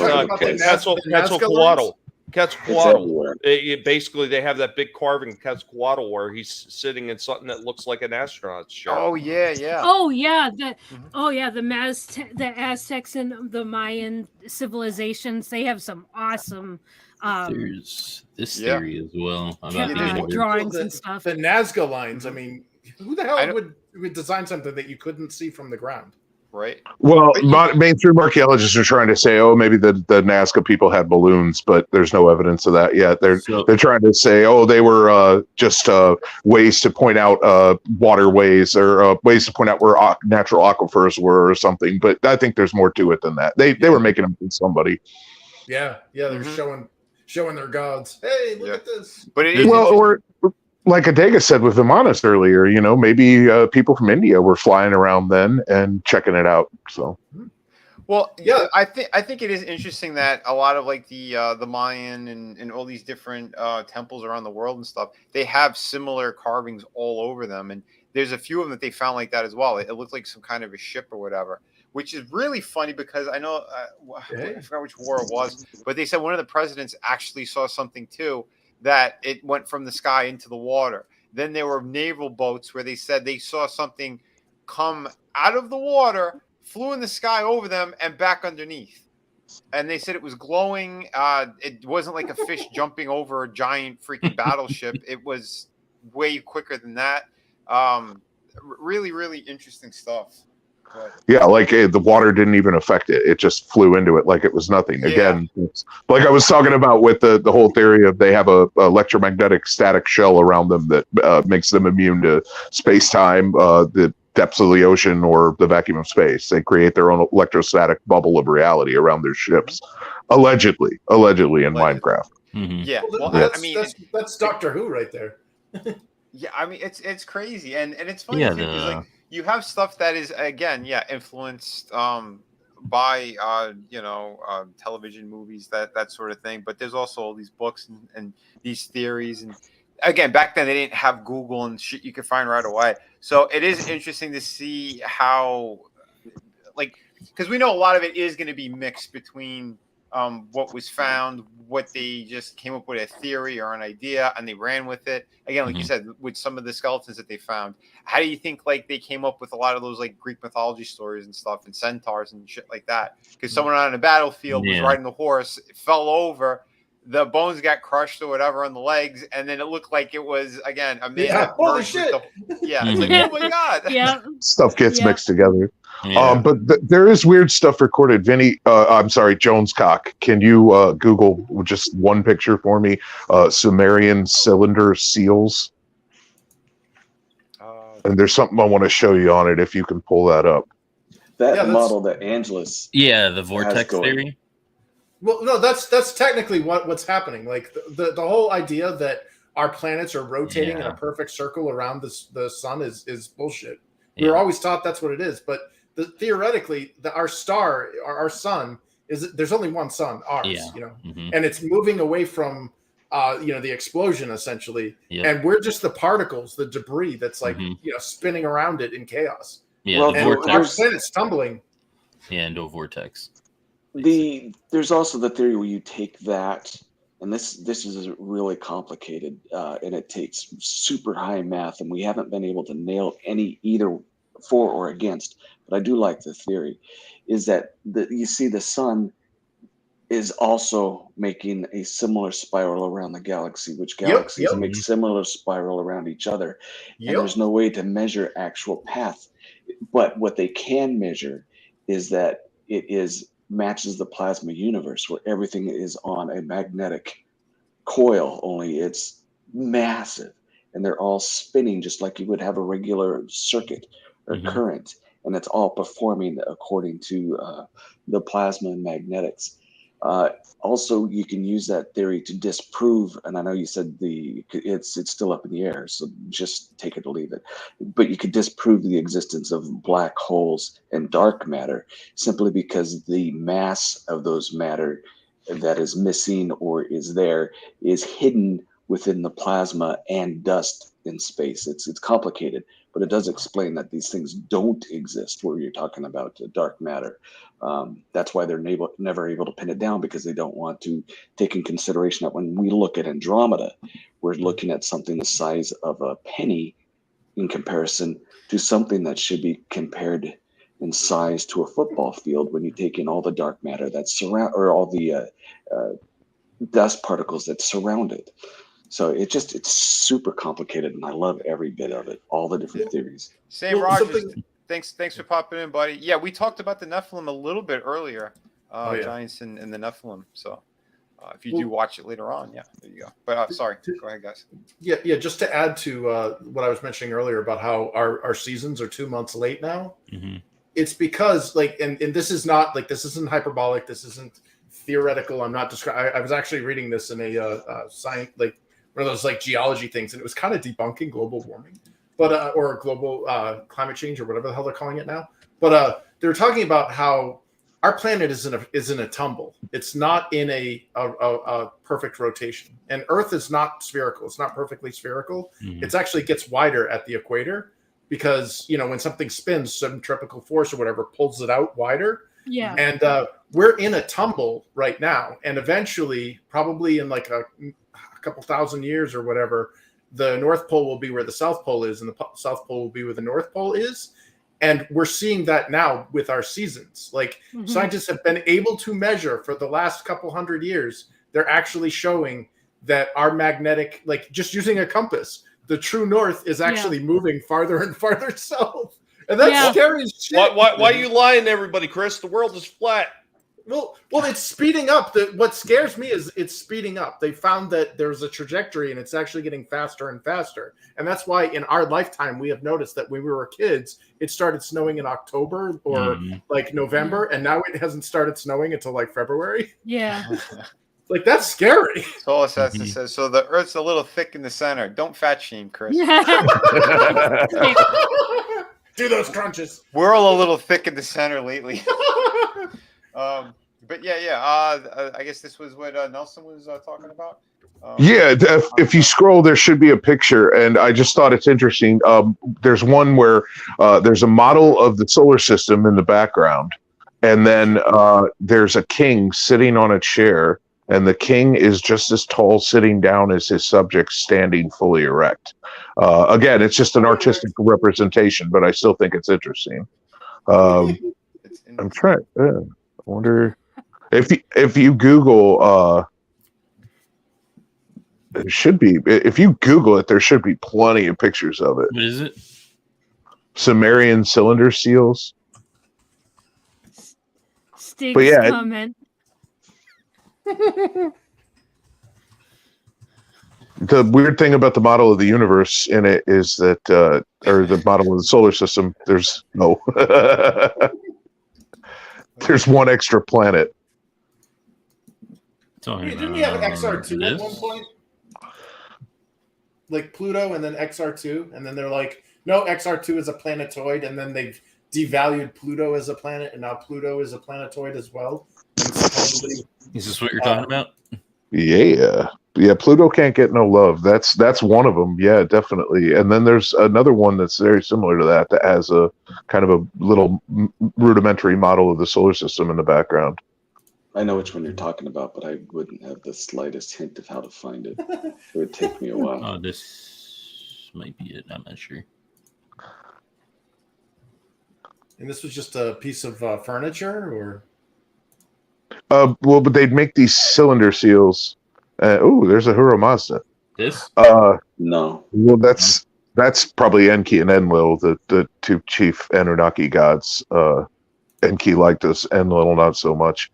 But yeah, no, it's cool. No, thank you for looking them up, man. I just think it's cool that they would take these rollers and then they would roll them onto clay, and that's how they would make these. Oh, that's pretty cool. Yeah, it's like a woodblock print almost. Yeah. Yeah. That's awesome. Yeah. That predates Japan. Holy crap. Holy shit. Why is that guy upside down? He's drunk. He's a hardcore lefty. They don't walk like the rest of us. They roll around in their heads.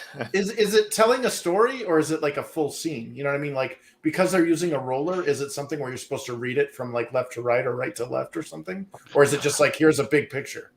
No, here's a Not sure. thing to look at the actual how it's because Egyptian art has a lot of sequential art to it. You know, like the way you read the hieroglyphs. You're like, why is the same character in this freaking scene? And you're like, oh, because it's not. One. Yeah, I'll share that one.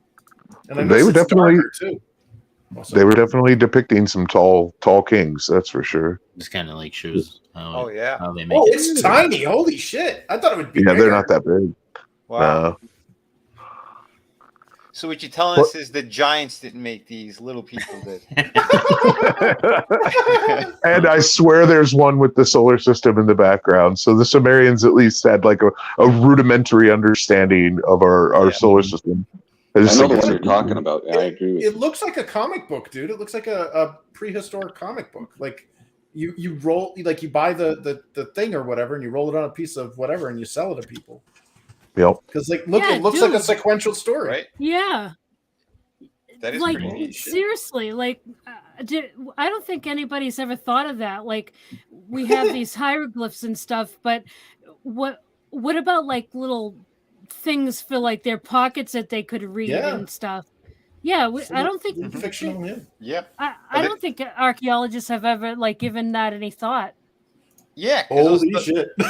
Yeah, those archaeologists, I mean, they assume shit, or like they make it up as they go along. But I think this could be right, you know? Or who says like this isn't a scene from something in like the equivalent to their Bible, their religion? Yeah, and Saga they want to keep a Gilgamesh. prayer. Yeah, maybe it's like a prayer that's depicted, you know, some god or whatever in their people. Yeah, you never know. But hey, it's like, oh, I'm sorry. Go ahead. No, Stig up there just a little bit above. I'll have to agree with that because it also goes with the cycles of the moon. You'll find all the hospitals and the insane asylums and different things are much more crazy at the time of the cycle of the moon. No, it's above that. Oh, yeah, the word lunatic comes from that. What's up, Trina? I was gonna say that yeah, they probably had enjoyable stories as well. Everything we seem to think that everything is written like about their history or their religion or battles and stuff like that, but they probably also had like enjoyable stories to read as well. Mm-hmm. Oh yeah, Soul Assassin, he found one. Porn existed back then too. Oh, and yeah. you know what? hold on a sec. He's right. They did find some old Pompeii and Irish Herculaneum. Yeah, and it depicted some very graphic It's stuff. some dirty shit. Yeah, they're like I watched it was some professor or whatever that was talking about some recent discoveries found at Pompeii, and they're like, we're not going to show it. I was like, wait, what? And it was all like degenerate, sick shit. Yeah. Which is people hilarious. banging horses and shit. And that should be even further proof that like the pyramids and all that stuff, like that was obviously something else.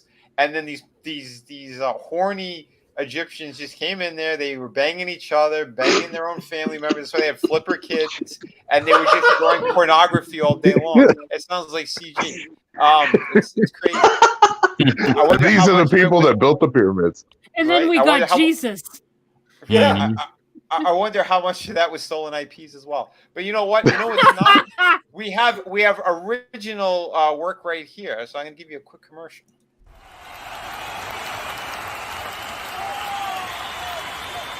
If you don't log on to Indiegogo and support Chat with a Kraken by Vinnieart Mello, let me tell you what. Let me tell you something. You will never know how sweet it is to see that pirate booty. Oh yeah, there's pirate booty, there's violence, there's mystery, and there's mysticism, and there's intrigue in the story, like the which you've never seen before or never see again from the madness. That's only if you back Shadow of the Kraken on Indiegogo from one of the most dependable creators in the independent community. This will be his 6th campaign he's got to fill. Oh yeah, and he'll fill this campaign, and then he'll fill Billy's mom.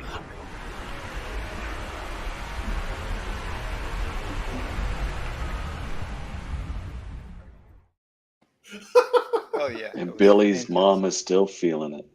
Oh yeah. It's like, I think the kids course. saw it Billy. happen. The Loja always brings the smack down. Billy, keep drinking your juice while I bang your mom, Grace. I don't know. Man, yeah, I gotta get City of Venus when I get some more money again, dude. Because I got your other 2, so I got one more to get, man. Yeah, and I'm working on the sequel right now, so I'm gonna make sure it's gonna be a bigger book for everyone, and I'm just pouring a ton of detail into the pages. So get ready, folks. It's gonna be awesome. But yeah, so Frankie was saying, so back then the Egyptians, they were fapping off to walls in public, kinky. They also had pirates that they were. See what the obelisk is? What was that? You know what the obelisk is, right? That's actually a symbolic of an erect dick. Oh shit! Yeah, Look the at Romans that, used it too. It's a lot of Roman art that we don't see in school because there's a giant pillar that looks like a big old like knob. Oh yeah, that's why they brought it to DC because they're all dicks there. Yeah. Oh shit. No, it's crazy. I know there were 2 of them that were stolen from Egypt, and they brought them in other areas of the world. Yeah, it's interesting. A lot of this shit is, especially back with the old Yahtzees and all that. They stole so much stuff out of Egypt, and they either destroyed it or brought it to different countries. Very weird. Yeah, it's kind of nuts, you know. Yeah, they stole the Amber Room too, and they never found that. Oh wow. It was a room composed completely of amber. And does anybody know what country that was? Was that Poland?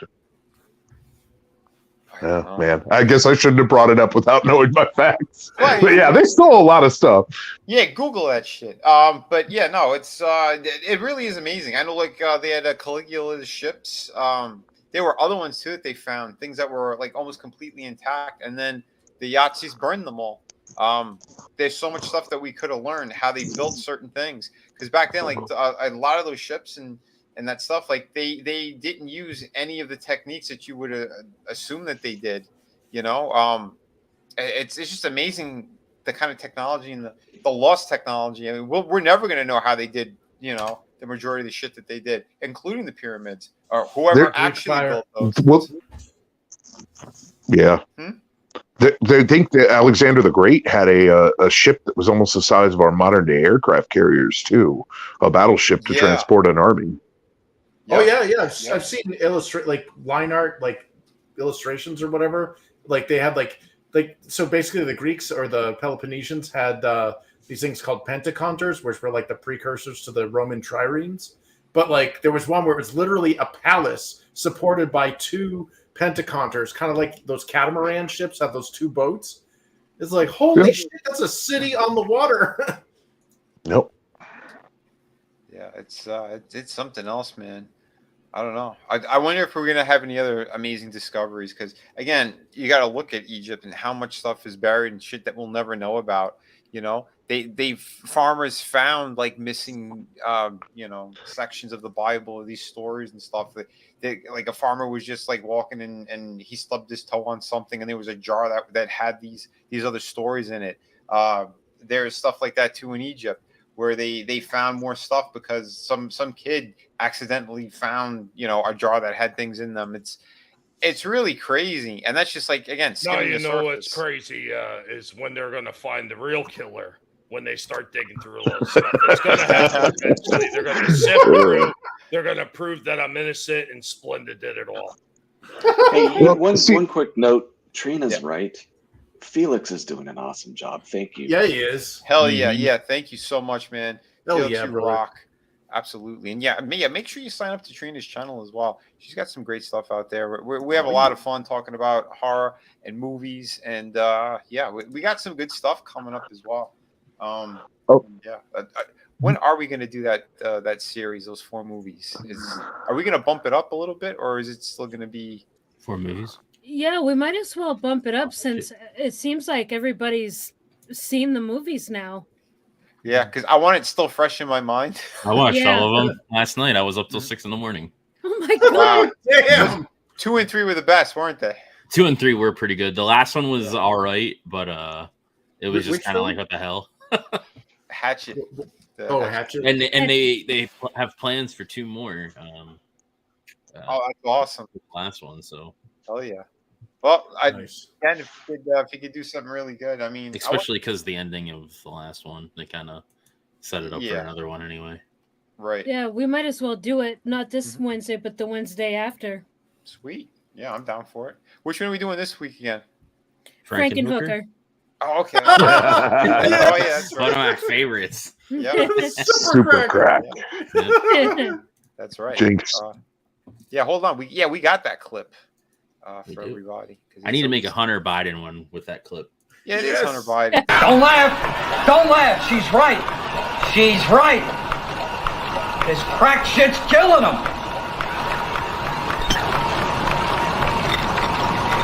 This super crack will get the job done a lot quicker. Why does that sound like Cypher from The Matrix? A little bit, yeah. The Joey Pants. Yeah. There's Frankenhooker. Yeah, I got to hang out with her. But we'll talk about it. We'll talk about that during Trina's stream. She was a sweetheart, though. I'll definitely say that. She was very nice. But yeah, no, it's cool stuff. Cool stuff. But we're gonna have a lot of fun. Wednesday, hanging out with Trina. That should be around 7 p.m. right? Yep. Yeah, sweet. But yeah, the other thing, speaking of movies, there was something kind of cool that dropped. Frankie told me about it. Hold on, let me. Is it that trailer that you had posted on Twitter? Oh, that one was great too. This is actually. Let me see if I could. There. Can I move it to the next one? No. Yeah. We saw that. I mean, holy shit. I can't really. I can't show too much of this, but this is the Pope's Exorcist. Holy crap, this looks amazing. This is based on true events, but obviously it's a movie. But yeah, it's Russell Crowe, and he was this story was again a lot of true events that happened to him or that he witnessed about exorcisms and shit. I wish I could show this full trailer, but I'm just skipping through a little bit. But this looks incredible. If you guys, if you're you're looking for something good, I think this is the movie. This is one of the good ones. I put up another one over on my Twitter wall, which I think looks incredible. If you want to see Yahtzees and like a bloodbath, just being murdered. Dude, that surprised the shit out of us when that knife went through. I was like, "Oh!" Yeah, I told you guys that I think it's going to be the movie of the year. That's just me, but I want to see Russell Crowe get in a fight with some demons, a fist fight. Come here, demon! Fighting around the world. Yeah, this is pretty amazing. I mean, I love what they did too visually. Like, I mean, her blood made like black wings. She kind of tossed herself off or something, but yeah, there is this is inspired by true actual files. But yeah, trying to go through a little bit here. I don't know where it was, but there's a lot of stuff that I was kind of surprised that they're kind of going forward with in here. But he shows that like he has no fear because I know like there was a few like there's a documentary or something on this dude as well, I believe. And they did cover some of the stuff that he said, and that's why they use it in some of these movies, like the original Exorcist and whatnot. But it is interesting because you have the people who believe and you have the ones who don't believe, right? And the way that they're approaching this is like straight up, like these demons and stuff possess this kid, and the kid is screaming for the priest. He wants the specific one, and using like the psychic powers and whatnot, or the demonic powers, and it's like stopping them. The wrong priest. Like he wants the Russell Crowe one. He wants the Pope's priest. And yeah, there's a kid who's possessed in the movie. Jimmy. Yeah, he coughed up this bird. Like, I mean, there's some.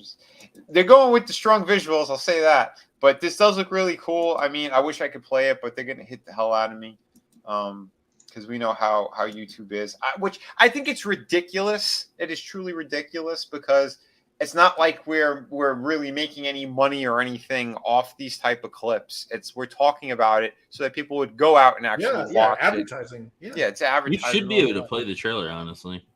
Yeah, we should, but we haven't been able to. Every time I've done it, they've hit me for movie trailers. Game stuff's been a little bit different. They've been kind of more lenient towards that. But I think this movie does look really good. I know right now it's just kind of stills, but yeah, go check it out. I think this is going to be a really entertaining movie. So like some scary and creepy stuff in it for sure. Demonic possession. Yeah. I still think that Fallen is the scariest like demon movie I've ever seen. Fallen. Oh yeah, I love that. Fallen reminds me of because you can't fight him. You can't fight the thing when it literally jumps from victim to victim, and it's like the person you just killed had absolutely nothing to do with that's an absolute horrifying thing where there's no physical, although my favorite depiction of the demons was from that episode of Millennium where all the demons are playing poker and they're bragging about they kill people. Because there's one in there. You remember the depression demon? That one scared the shit out of me because he's like the first one was like a wrath demon. He's talking about how he like got this guy like drunk and got him pissed off and he did like stupid shit and got violent and they got lit up by the cops or whatever. And they're like, yeah, that's one so for me, But like the depression demon one, the one that bored that all the other demons mocked him, was the scariest one because he's like, well, basically I made the guy fat and then I made him lonely and then I made him depressed. And then he jumped out the window, and at the end, he realized that he did it all to himself, and that's why he's my soul. And I was like, "Oh shit!" And also, he said that he actually felt free for that 2 seconds. Yeah, for that right 2 before seconds. he hit the pavement, he felt wonderful smiling. and free. And, Yep. And then flat. Yep. And they all made fun of him. They're like, "Dude, that's a pussy way of doing it." Yeah, it was pretty amazing. But this is the other movie I was talking about. This is Sisu. It's a Finnish word. They say it in the trailer. It basically means like they don't give up. But holy crap, does this look good? 1944. This dude he finds some gold. Pretty amazing. This is the makers of John Wick, by the way. And miles to the nearest bank. And it's him on his horse with his dog, and he gets stopped by Yahtzees. Don't freeze it on the scene. Papers, please. Well, my name is Klaus Schwab Sr. It's Klaus Schwab Sr. Look. But yeah, they're. I think I should freeze it on the scene if I can. Dude, that like shocked the shit out of me because the way that it was just like wham, like I was not expecting that. Well, yeah, I mean this is it's very graphic. I mean this guy he's taking them out. Yeah.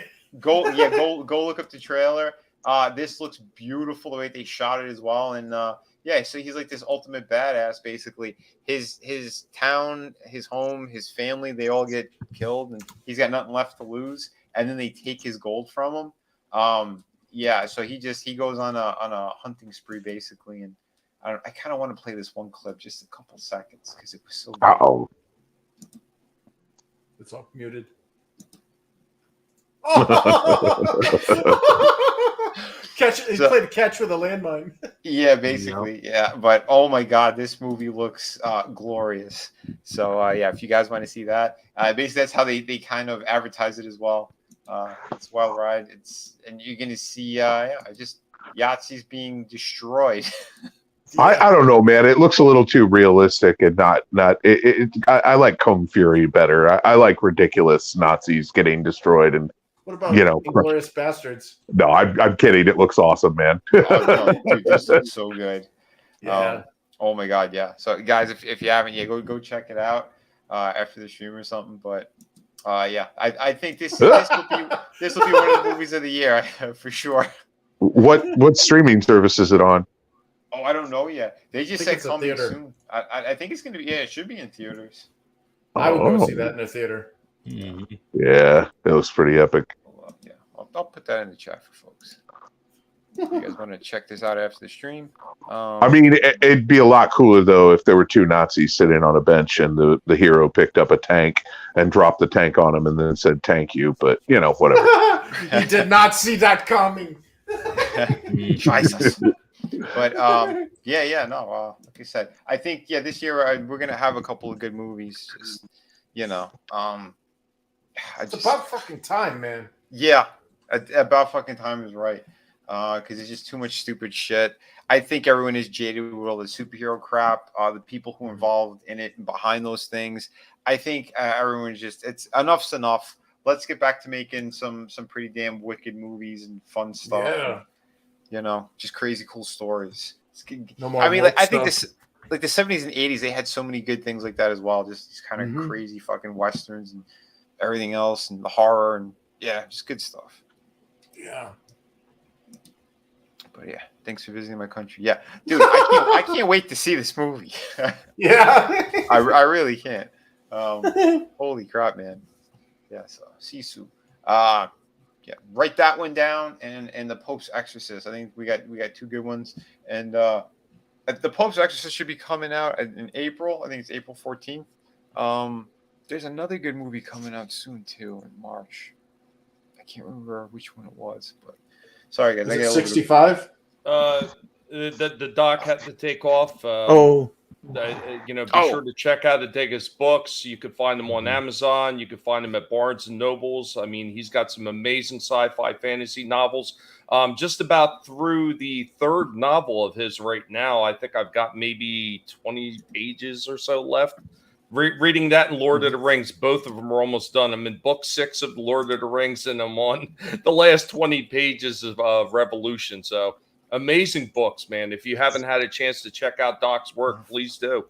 Yeah, absolutely. Thank you, Tommy. And thank you, Doc, for being in here tonight.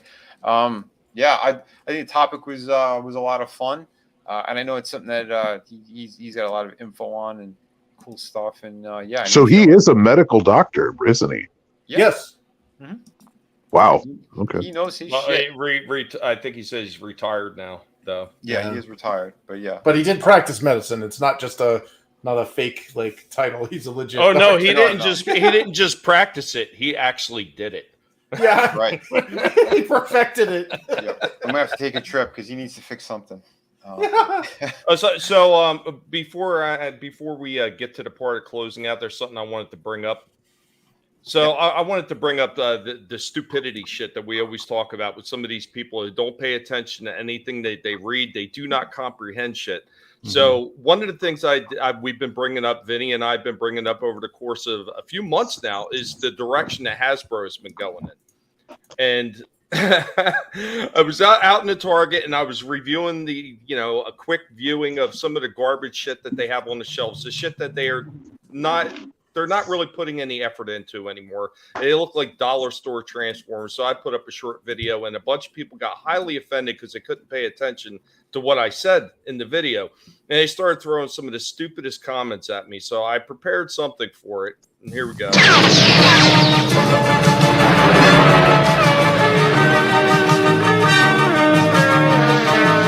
You Transformers, they stand and cry tonight. So here we go. I'm actually sitting in the Target and I'm showing off this new legacy figure of Starscream. Looks very much like the IDW version of Starscream from Armada. Now, here's what the problem actually arose with a lot of these idiots that wound up coming to the comments. They were saying that it was this Armada one that was part of the original Transformers line. Obviously, there's a huge difference between them, and the one in the center more resembles the IDW version, but then you start getting comments like this. And they just did not pay attention to a goddamn thing that I said, and they couldn't comprehend the words that I was giving them or the pictures that I showed them until I did a separate video to just debunk everything they were saying. They were driving me absolutely nuts. I don't know about you guys. Can you guys see the difference in these? Dude, those people are very, very special. I mean, could I have made it any more obvious? I mean, I think it was pretty obvious. The one in the center resembled the one on the right, which was the IDW version of it. But these people sat there and they argued until they were blue in the face. And some of the most retarded comments you could imagine possible were coming across the comments. And I'm sitting there, I'm dying laughing at how stupid these people are about this shit. Like, holy shit, are you people serious? You are going to sit there and die on this hill? And then I put the second video out, and then all of a sudden, like, oh, well, maybe we were wrong. Maybe we were. No shit, you were wrong. You're sitting there telling me I'm an idiot and I don't know what I'm talking about when it comes to Transformers. Do you really want to die on this hill? Oh, my God, man. I can't get over it. Like, people, like, they take these fandoms to another level completely. And then, like, most of these people, like, they're not buying this product to begin with. That's why it's not selling. It's sitting on store shelves because nobody cares anymore. They destroyed it all. They keep going down the list of different properties to just destroy, and they're achieving it. It's really ridiculous. Well, here's another one that I was getting quite often in the comment section. I was getting to meet the smooth brain morons, the crayon eaters, where they were sitting there saying, well, these are made for kids. They're made for kids. No shit. Most of these toy lines started off being made for kids. When I was younger, Transformers were definitely aimed at children. But over the course of time, sometime in the late 90s, early 2000s, it shifted more to the collector, to the adult collector. And even a lot of these newer Transformers that are coming out, you cannot tell me that what was that? Almost $2,000 Optimus Prime, auto transforming Optimus Prime with the trailer, because it's like in two different pieces where each one, like the Prime is like $999 and the trailer is $750 to transform. You can't tell me that $2,000 toy is aimed at kids. They're definitely aiming towards collectors because like that's why you have Hasbro Pulse and all that shit. And then absolutely, even like with Power Rangers, like you have the specific collections that are delving back into the older shit. Like kids don't know what, some kids might buy them, get their parents to buy the shit, but the main demographic is collectors. Well, shouldn't these people and these parents be insulted by the lack of ingenuity that they're creating with these newer like garbage looking play school toys for these kids? Yeah, I mean, if I was a kid collecting this shit, I would be insulted by looking at that shit on the damn shelf. Hold on a sec. We'll get more into that in a second. Let me just real quick, Nelson. He had to get going, and thank you for the 99 cent super chat super sticker. Dude, thank you for being on as well. It was a lot of fun. I like hitting those topics and stuff, and glad that you had a good time as well. So thank you, Nelson. Nephilim to you, Nelson. Nephilim to you. But all right, go ahead, Trina. Sorry. I was gonna say that it should be insulting that it's such a weird take, like, oh, these are meant for kids, so it's okay to give kids like shitty toys. Like when we were kids, the toys were made better. Why wouldn't we want that for our kids now? Like I was looking at Barbies, like I just wanted to see what they look like now because I'm a girl and I liked Barbies as a kid. They look like shit. I couldn't believe it. I was like, I can't believe what Barbies look like now. They also have penises now, not Ken, just Barbie. Look at some of the Japanese quality and look how better quality they are. Like the size wise too. A lot of it I feel is that our country basically is like, okay, the shit's gonna break. They just want it. They make this stuff cheap because they expect it to break, and then they want you to buy it again because they just want you to keep. Yeah, exactly. Yeah. It's part of that for sure. But I mean, I think we covered it on What the Fuck News on ETEP's channel. But they straight up did do that. There is a trans Barbie toy out there. So Ken doesn't have a penis, but they make sure to give one. Barbie get a dick before him, right? It's disgusting what they're doing. But these companies they keep going down those roads, and that's why people are walking away from them or running away from them. Look at the quality that Hasbro they were putting out for just a couple of years ago. It was pretty damn amazing. It was less than a year ago, Vinny, because remember some of the end of that legacy stuff we're still waiting on for like breakdown for the Stunticons. Yeah, this was the point I was making. I mean, I started getting back into Transformers. It's not something that I was really going to do. I had a couple of like the bootleg ones from China because Some of those companies did amazing jobs, and I wanted like 1 or 2 of the characters. But then Hasbro started doing them at like the 7 to 8 inch scale kind of thing, and they stayed true to the original designs. They had first the Cybertronian kind of looking ones, but it was still very G1 like. And then they went ahead and did the G1 figures, and we were buying them all, and now they watered down the property, and now they're doing secondary characters. These D-list ones are making up their own. They're going into the IDW shit, and the plastic went cheap. The packaging went cheap. It's really ridiculous. You might get lucky and find 1 or 2 figures, but it was like leftovers, like Tommy was saying, should have been out like last year. That they're kind of they're releasing them now, but they're taking their sweet ass time. Why? Because they're trying to move the new shitty product of a new cartoon, and those figures are sitting there. They're just peg warmers. They're not moving, so they're not bringing in. Whenever they decide to bring the stuff out for the new movie too. Yeah, that too. They're going to start to flood the market with garbage now. And the hardcore collectors who were getting all the stuff that they wanted, that was, again, the better versions of, the figures that, when we were kids, like, oh yeah, I always wanted that one. We were never able to get it, or, all that type of stuff. Now it's like, you just said a big fuck you to them. And then what? You're just going to make it release on the Pulse or some shit like that. So their stupid subscription thing or whatever it is, you got to pay $50. Then they have their prices are jacked up higher, plus shipping and tax and all that. Dude, these people are smoking crack. They deserve to lose their and then get the shit with chip paint missing, boxed, fucked up. Yeah. And everything through Pulse. It's funny. So there's like 3 different types of packaging. They had the classic ones that had the cardboard with the plastic window. Then they they're making that one die out, and it's either a completely sealed package where you can't see the figure whatsoever. So again, that's why you're going to have paint applications that are messed up. You're going to have people who grab the damn figures, or they'll buy them, then they'll swap them out with a junkier figure and bring it back. No one's checking on that.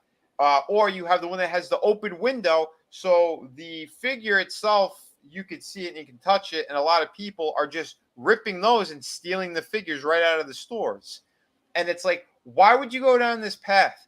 You just made everything cheaper and shittier, and you're scratching your head while you're hemorrhaging money. Like, what?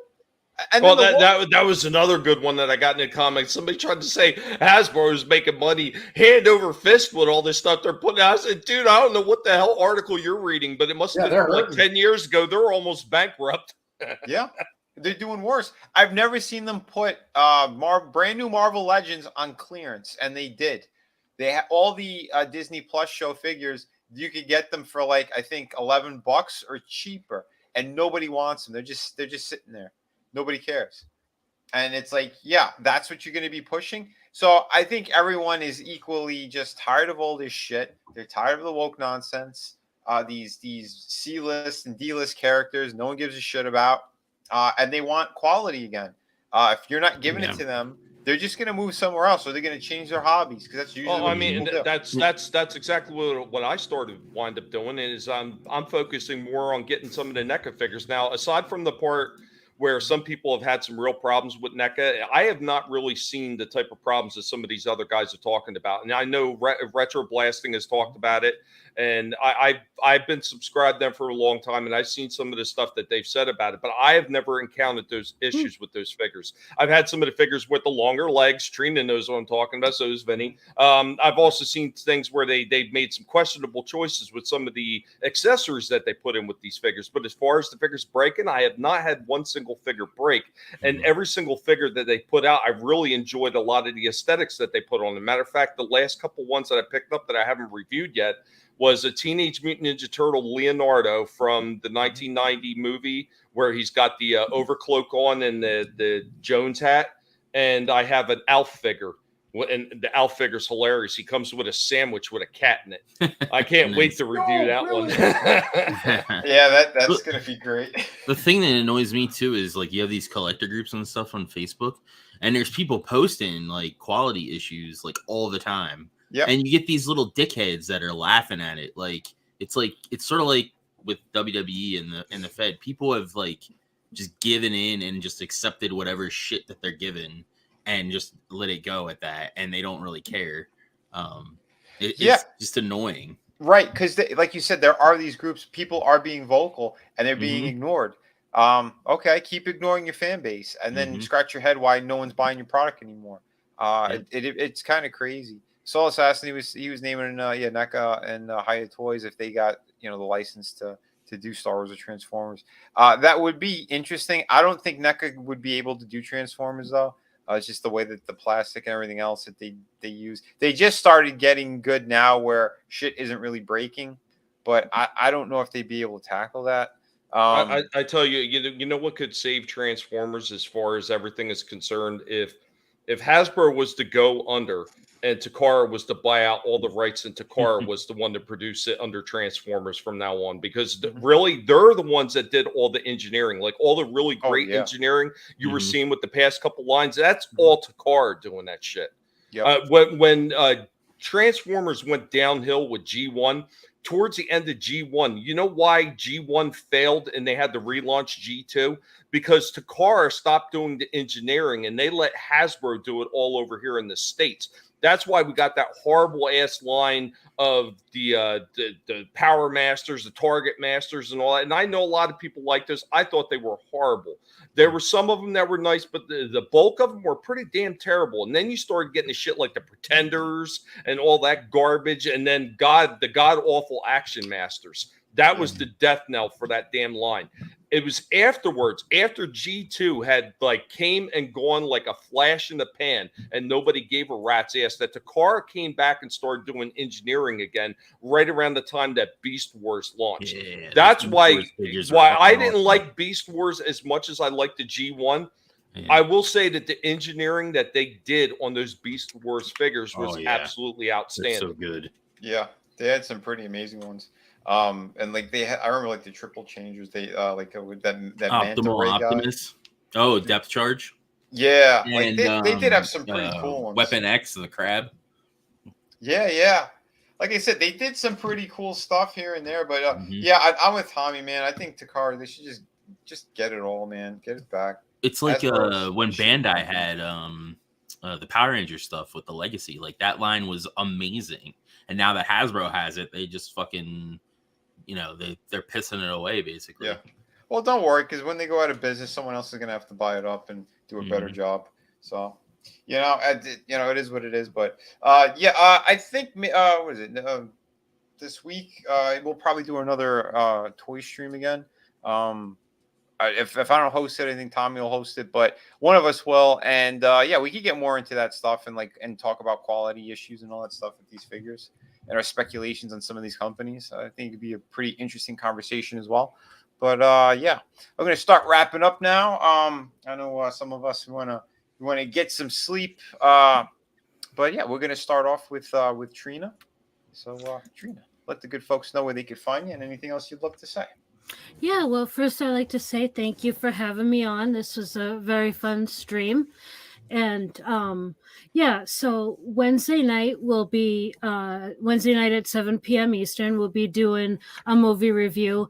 And it looks like because of availability with Draven that we're going to bump Hatchet up actually to this coming Wednesday. So we'll do Frankenhooker the following Wednesday because he won't be available to do Hatchet when we were originally going to do it. So we'll be doing that this coming Wednesday, which that's fine because we've all seen the movies, right? Yep.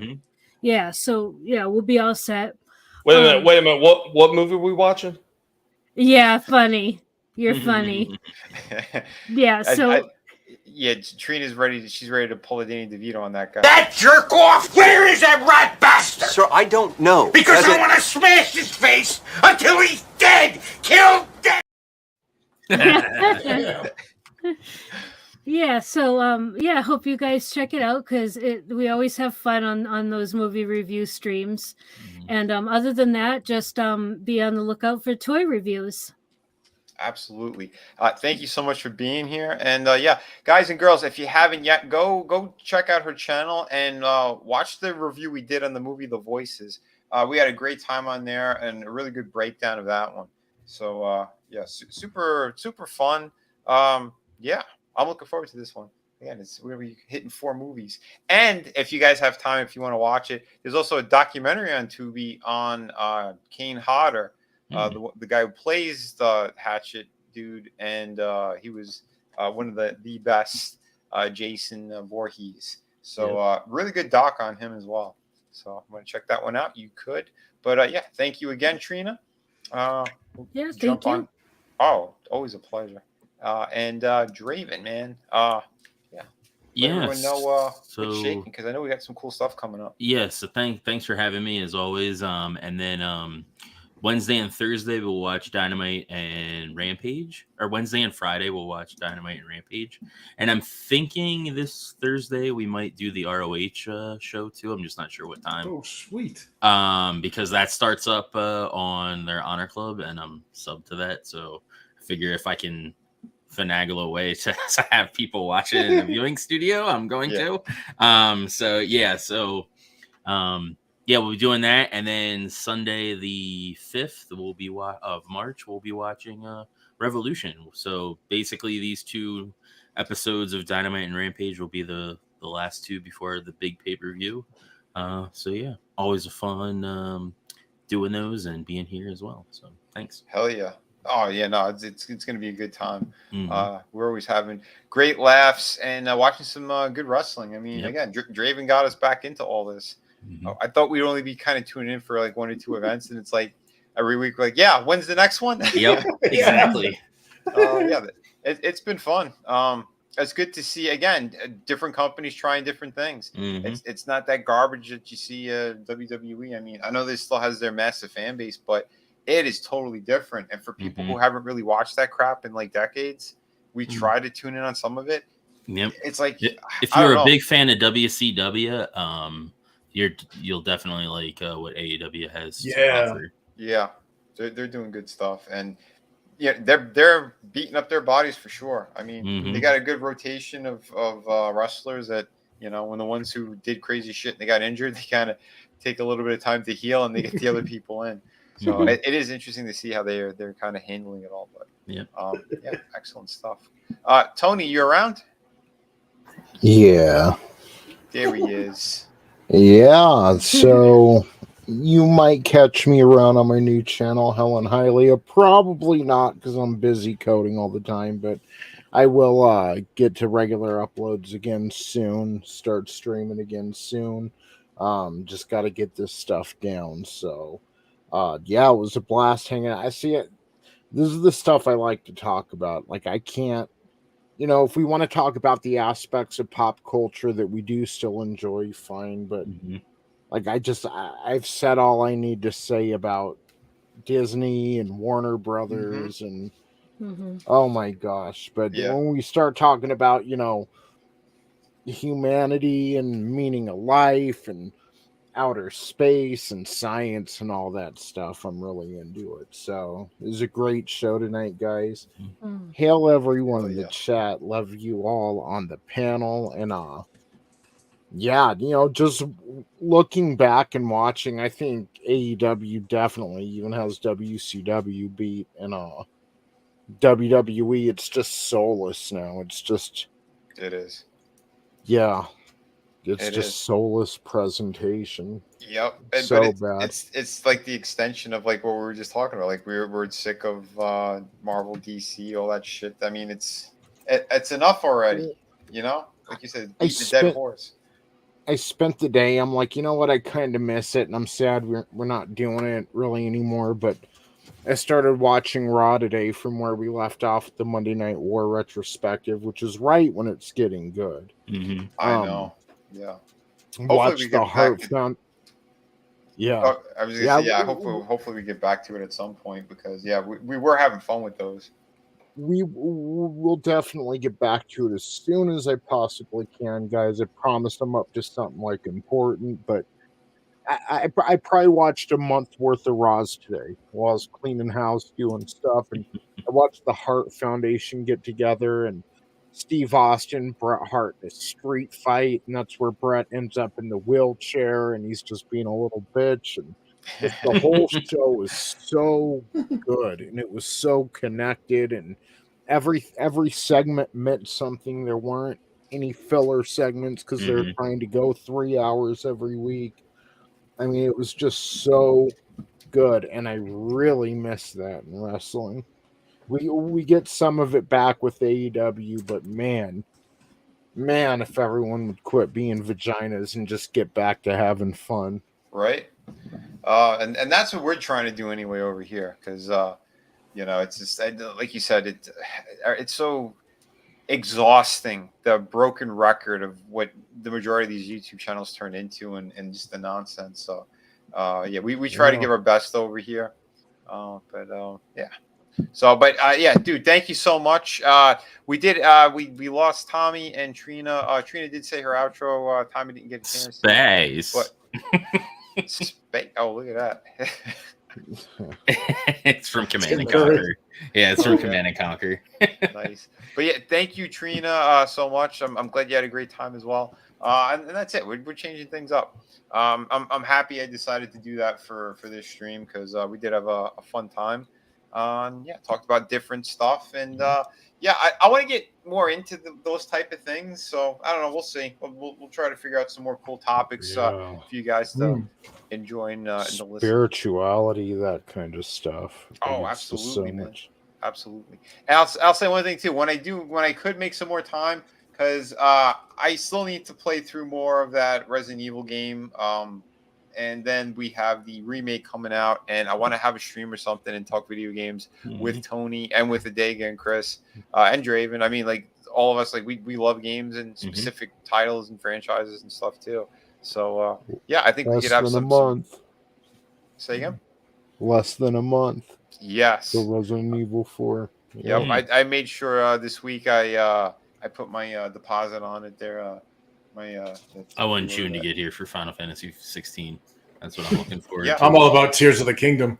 Yeah, that's what I mean. There's a lot of good games coming out this year too. Surprisingly. Chris, I'm about to buy I'm about to get a VPN and change my switch over to Australia so I can buy it a day early, dude. Tony is going to be the guys from the cable company from South Park, like with the nipple flaps. He's just going to walk into the store to get the game with rubber in his nipples. You know, he's so excited. No, I'm pissed off that freaking collector's edition sold out before they even posted it. Well, there's going to be a master edition coming, so. Yeah, but like if the collector's edition sold out before they posted it, what's to say that the same thing, like, I don't want to pay freaking 300% markup. It's getting to the point where I'm losing interest in video games over this. Yeah. I know. No, I hear you too. But Tree Rock Creations, he's got one for you. He goes, which came first, the chicken or the egg? Tony? The gash. Gash, that's right. Oh, shit. But yeah, Chris, let the good folks know about your awesome projects and what's shaking. Oh, yeah. Yeah. You can head on over to InfiniteTaleChronicles.com and check out our latest information about the Infinitale Chronicles graphic novel series.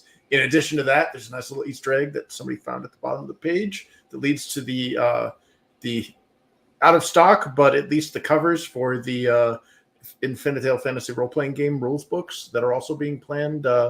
I don't think they'll be out by the time the Book 2 campaign launches.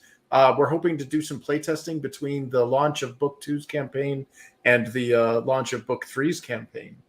When we do some playtesting, we'll be able to start releasing out some of the rules, the mechanics and stuff for free to get people to beat the crap out of it before we put it into print. And in the meantime, hell yeah. In the meantime, I also made a bunch of little YouTube shorts, little 1-minute bite-sized lore nuggets that talk about the Infinitale universe, the characters, all this other cool stuff. And again, if you're into fantasy stuff, you like the 90s cartoons, Pirates of Darkwater, Conan the Barbarian, Conan the Adventurer, then give this one a shot. Especially if you're like the anime stuff, like Record of Lodos Saga. I know somebody had posted that in Twitter, and I was like, oh, hey. So check us out, InfinitaleChronicles.com, or you can head on over to Twitter at InfinitaleComic and get the latest news. And thanks for having me, man. Dude, it's always a pleasure, man. Again, great people, great minds, and great conversations that we're having here. I enjoy it, dude. I Real quick, manliness and motivation as a question for Chris at 11:42 p.m.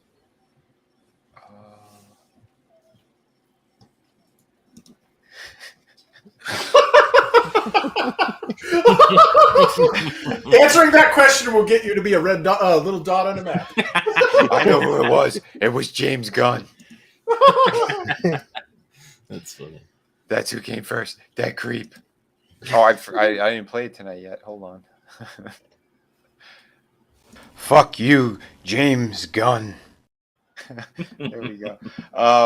And yeah, and of course, I got some really good projects out there as well. So if you guys want some more killer books, we got Through the Woods hardcover, 100-page ghost story. Frankie Knows is the writer and co-creator of that one. We got Shot of the Kraken, newest pirate book out right now. That's 52 pages. That's all me. People have been loving it. And City of Venus. And I am working on City of Venus too, as I said earlier. And yeah, I'm actually going to get back to work as soon as we're done with the stream. But yeah, I hope everybody you had a great time tonight. All the links should be in the description. Again, we had Felix dropping them all night as well. All the links. Oh yeah. Just yeah, awesome people all around. Felix, again, thank you so much.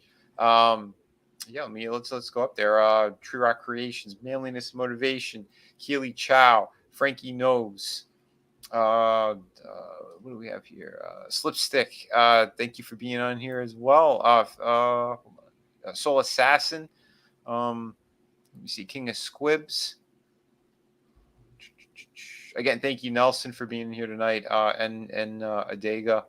Again, awesome people, good friends. Let me see. Tina Bojan. Scrolling. Oh man, you guys were busy tonight. I love it. Awesome. Yeah, Stig. Yeah, dude, thank you for being in here tonight. Sam Rogers. Liam, thank you for popping in here tonight as well. Mm-hmm. Cool stuff. Who was I missing? There's a few more. Lion Ratton, he was in here tonight as well. Another awesome dude, great supporter. Let's see if I missed anybody else. Samba Gogo. I think I hit everybody. Unless I missed a few near the top. But if I did, my apologies. Andy Masterson was in here tonight as well. Ryan Palmer, thank you again, man. Another monster was in here tonight. There's been a few I missed, so my apologies, guys. But yeah, I was doing the whole Jonescock bit and all that, so sometimes I miss a few things. But I think we got most of them here. We had some scumbag I had to block. Bone was in here tonight. Yeah, dude, thank you, man. Brightest Day. Almost at the top, but yeah, thank you everyone. If I missed you, my apologies. But yeah, please have a great night. Yeah, we're gonna try to bring you some more entertainment. Next Sunday, we will not be doing a stream next Sunday because we'll be hanging out with Draven. So yeah, make sure to subscribe to his channel. We're gonna be watching some cool wrestling event over there. Yeah, I might have 2 this week anyway. Friday streams. I don't really miss those. And we might do the toy stream over on my channel this week as well. And that would be a Thursday. So Thursday and Friday, I might be back-to-back streams. But if I don't host it, Tommy will host that one. But yeah, either way, I hope you guys all had an awesome time. Remember, tell your friends, grab links, get them out there. Not just mine, but everyone else's. Because that's what we do here. We support good people.